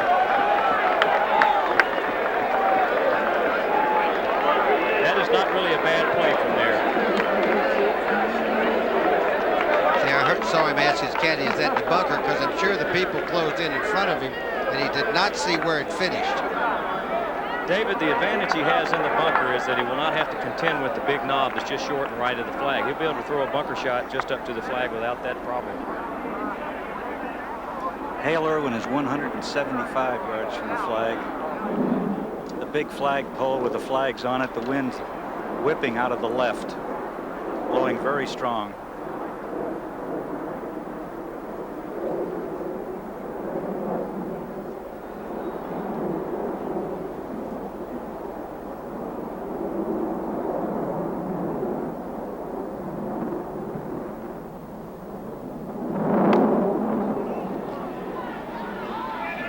Ball needs to get up. Needs to hurry. Just over. Just enough. Hale Irwin on the green in 2, trailing Mike Donald by 1, who is in the green side bunker in that same number. People are cheering, I think, as much for a playoff. I mean, they Well, in 1946, Byron Nelson, Lloyd Mangrum, and Vic Gezzi all shot 72, and in those days, they went back and played another 18. In the second 18, Mangrum won.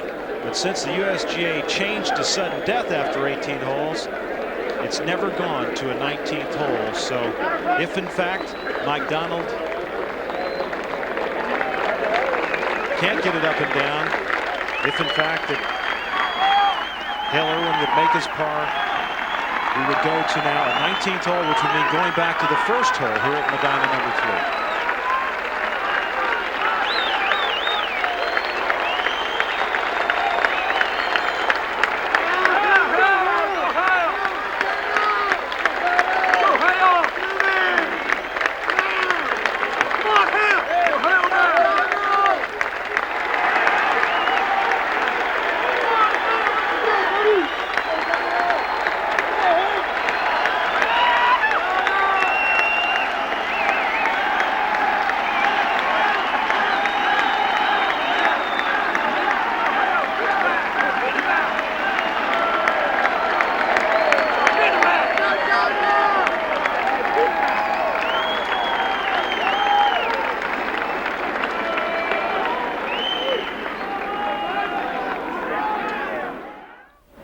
Mike Donald. Third shot. Go! Hit right into that hill. That's about 15 feet short. Of course, that was back in '74 at Winged Foot when you saw Hale Irwin walking up to 18. Also won at Inverness in '79, and now Mike Donald has a par putt, as you heard, some 15 feet left. And Hale Irwin about on that same line for his birdie putt? Yes, he's very much the same line. Hale's about 25 feet. That was a beautiful shot, Dave, that Hale hit in here, his second shot.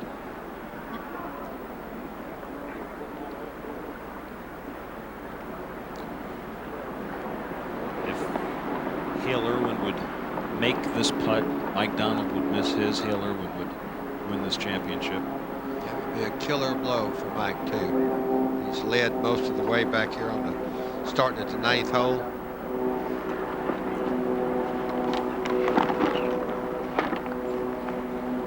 Huge gallery around 18 here at Medina. And no one's ever won the Open just 3 times. The guys that have won have either won twice like Hale or 4 times like Hogan and Nicklaus and Jones. This for birdie at 18 for Hale Irwin.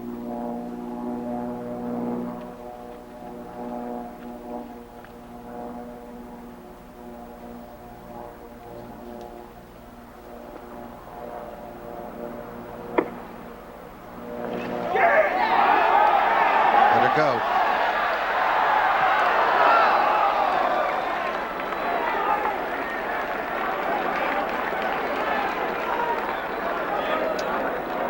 Putt looked like it went a little left, did it not? Yeah, it did, Bob. Here.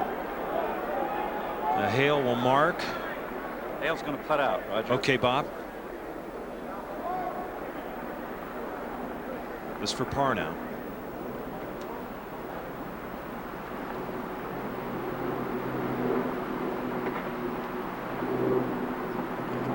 And a round of 74 for Hale Irwin.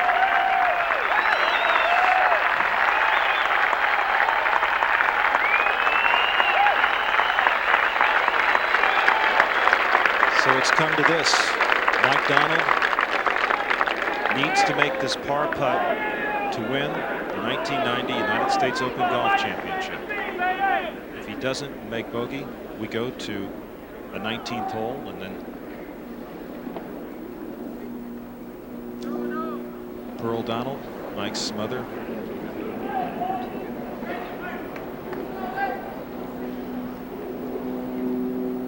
bought Mike his first set of golf clubs at the age of 12.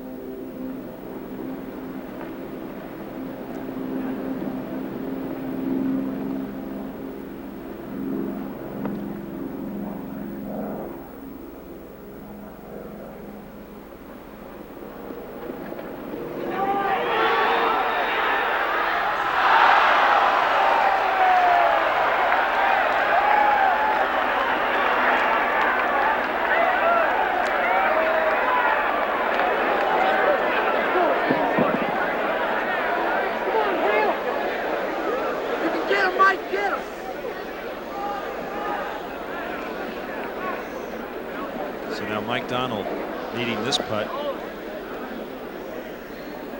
continue this playoff.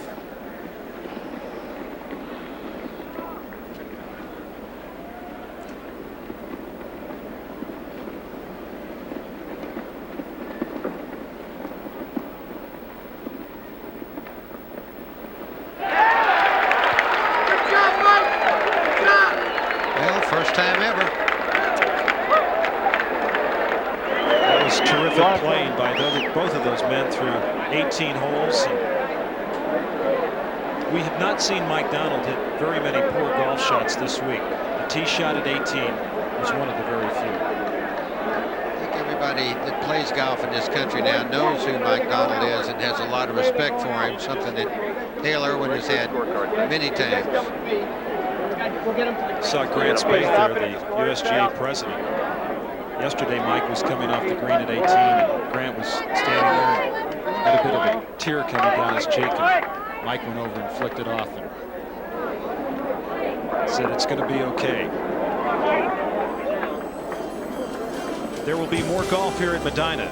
We'll return with all of it for the 1990 U.S. Open Golf Championship after a word from our ABC stations.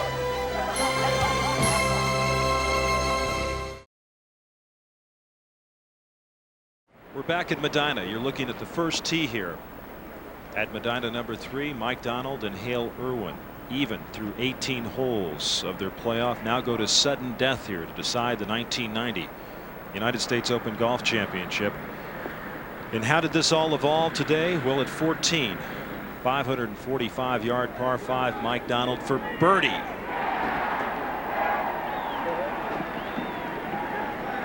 That put Mike at +1. And Hale Irwin also at 14 for birdie. This would get him to +3 and stays 2 shots back. Now at 16 for Hale Irwin, the difficult par 4, over 200 yards away. His second shot. Might be the long iron of his life. He's 3 over par at this point. Of course, he's well known for how well he's played long irons through the years. I'll never forget the 2-iron he hit in '74 at Wingfoot, the last hole. And then Hale Irwin on the green at 16, this for birdie. And that would get him to +2. Mike Donald at 16 would make par to remain at +1. Mike Donald would have the 1-shot lead going to 18, but Donald would make bogey. Irwin made his par, and now we go to the 91st hole of this 90th United States Open Golf Championship. Frank Hannigan, let's ask you right now, does the honor stay the same? What else do the players need to do before they get set for this sudden death? Actually, what Grant Spaeth, the president, is doing is having them check their scorecards for the 18 holes. Since this is stroke play, you know, even though it feels like a match to us, it's technically stroke play. So they have to check their cards, sign them, and have them countersigned. That's what he's having them do. As far as the honor is concerned, since Irwin had the lowest score on the last hole, the honor will be his on the first extra hole. The first hole is a 385-yard par 4. Just 2 par 4s under 400 yards here, David. It's a good little starting hole. Of course, today at this point it's not a starting hole. Very narrow driving area. The fairway slopes from right to left there, and as we say so often in the Open, very important to keep your drive in the fairway here. A hole that Mike Donald has birdied Sunday, made it 3, and birdied it, well, as a matter of fact, birdied it 3 straight times. Saturday, Sunday, and the first hole of the playoff. And this was Mike Donald's second shot earlier today here at the first hole. Today and yesterday, David hit it very close here at the first hole. He's done everything you need to do to win the Open, just hasn't won it yet. Of course, so has Hale. Done everything you've needed to do. And this is the birdie putt at the first hole for Mike Donald. He parred this hole on Thursday and Friday, as David mentioned, has birdied it the last 3 times. Hale Irwin parred it the first day, made birdie on Friday, bogeyed it on Saturday, and parred it yesterday and earlier today. Hale has a 3-wood there, some kind of fairway wood. And this is the playoff comparison. Fairways hit, Donald 11, Irwin 8. Greens hit 12 and 12, putts 32 and 31. The only surprising stat there is that Hale didn't hit as many fairways as Mike Donald did, because he's well known for his straight driving. This is a 3-wood, David. You were right.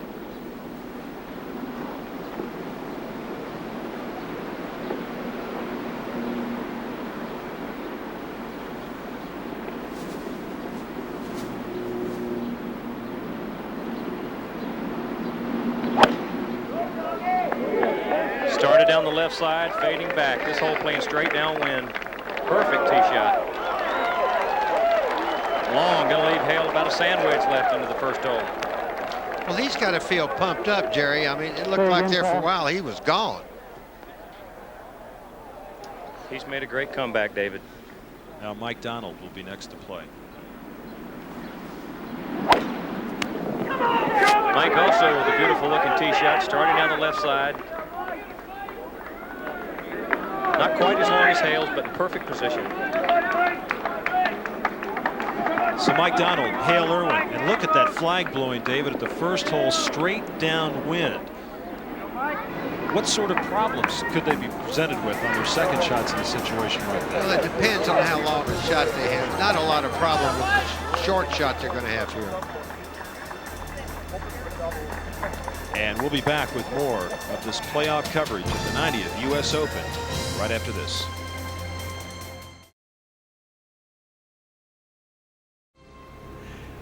Mike Donald and Hale Irwin tied after 90 holes. They are now playing the 91st hole of this United States Open Championship.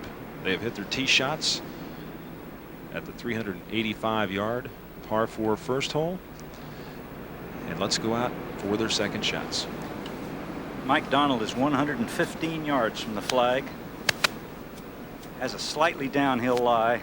As Roger said, wind very hard behind him. Hole sort of cut down in a little hollow. If the ball carries on the front of the green, it should take one jump, having it been downwind, and roll onto the hole. That would be the ideal shot to play. If the shot pitches about 15 feet short of the hole on that downslope, it's going to run past the hole. Hale is about 105.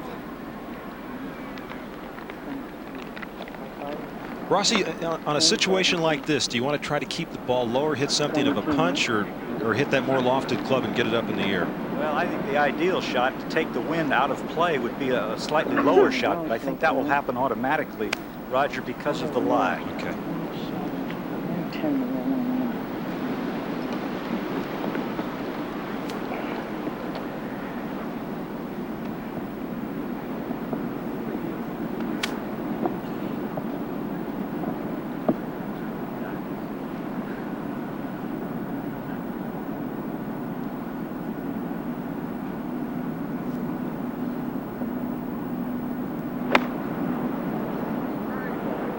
Started just right of the flag. Needs to take that big hop.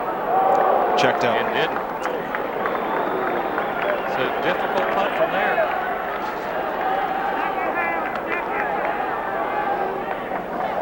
He got a lot more spin on that and hit a lot softer than I know he was playing for it to do. Hale Irwin.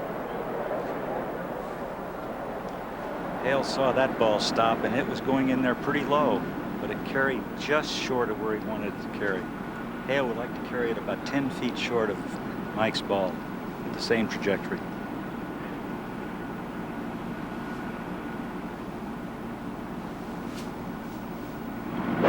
He's gone the other way. He's gone with it way up in the air. That ball's going to get all the way back to the flag with some spin on it. Leaves himself a perfect uphill putt from about 8 feet.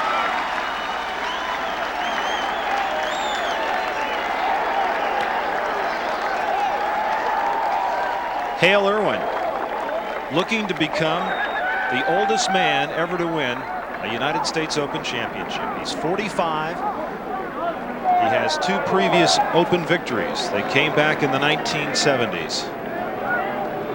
And Mike Donald, who has just 1 victory on the PGA Tour, trying to find a major championship. David, first one, as you well know, in my case, always the tough one. The only one, but you know, people say you don't win the Open. Dr. Milikoff said the Open wins you, and to winning 2 Opens is a feat in itself. If Hale should happen to win this, it'll cap the end or the beginning of the end of a great career. On the other hand, Mike Donald, his one good chance so far, and sort of as a journeyman player, what a boost that would give to his whole life. Because it does change your life forever. Mike's is still changed. Yes. Not quite as much as if he should win. Mike Donald now with this long putt for birdie at the first hole. Mike's putt is about 30 feet.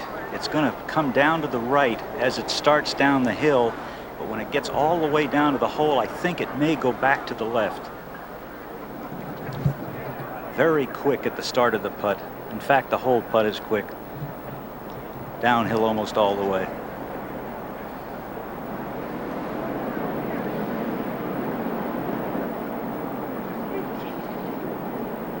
Bob, did you notice at all if the greens got any quicker as the day went on, with the wind picking up and staying pretty constant throughout the afternoon? Well, I think the greens have stayed pretty constant, even though the wind has blown, Roger. I don't think they're any quicker now than when they started.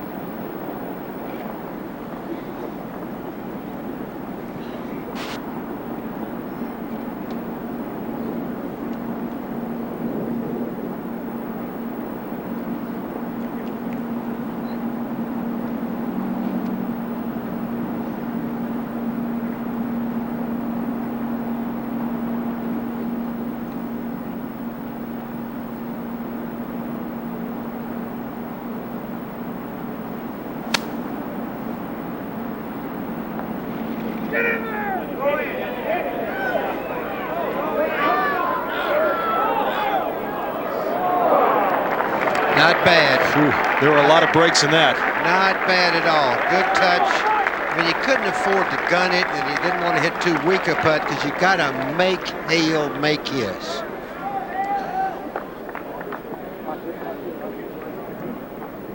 So Hale Irwin, after watching Mike Donald, will go over and place his ball, and he has this putt for birdie to win the 1990 United States Open champion.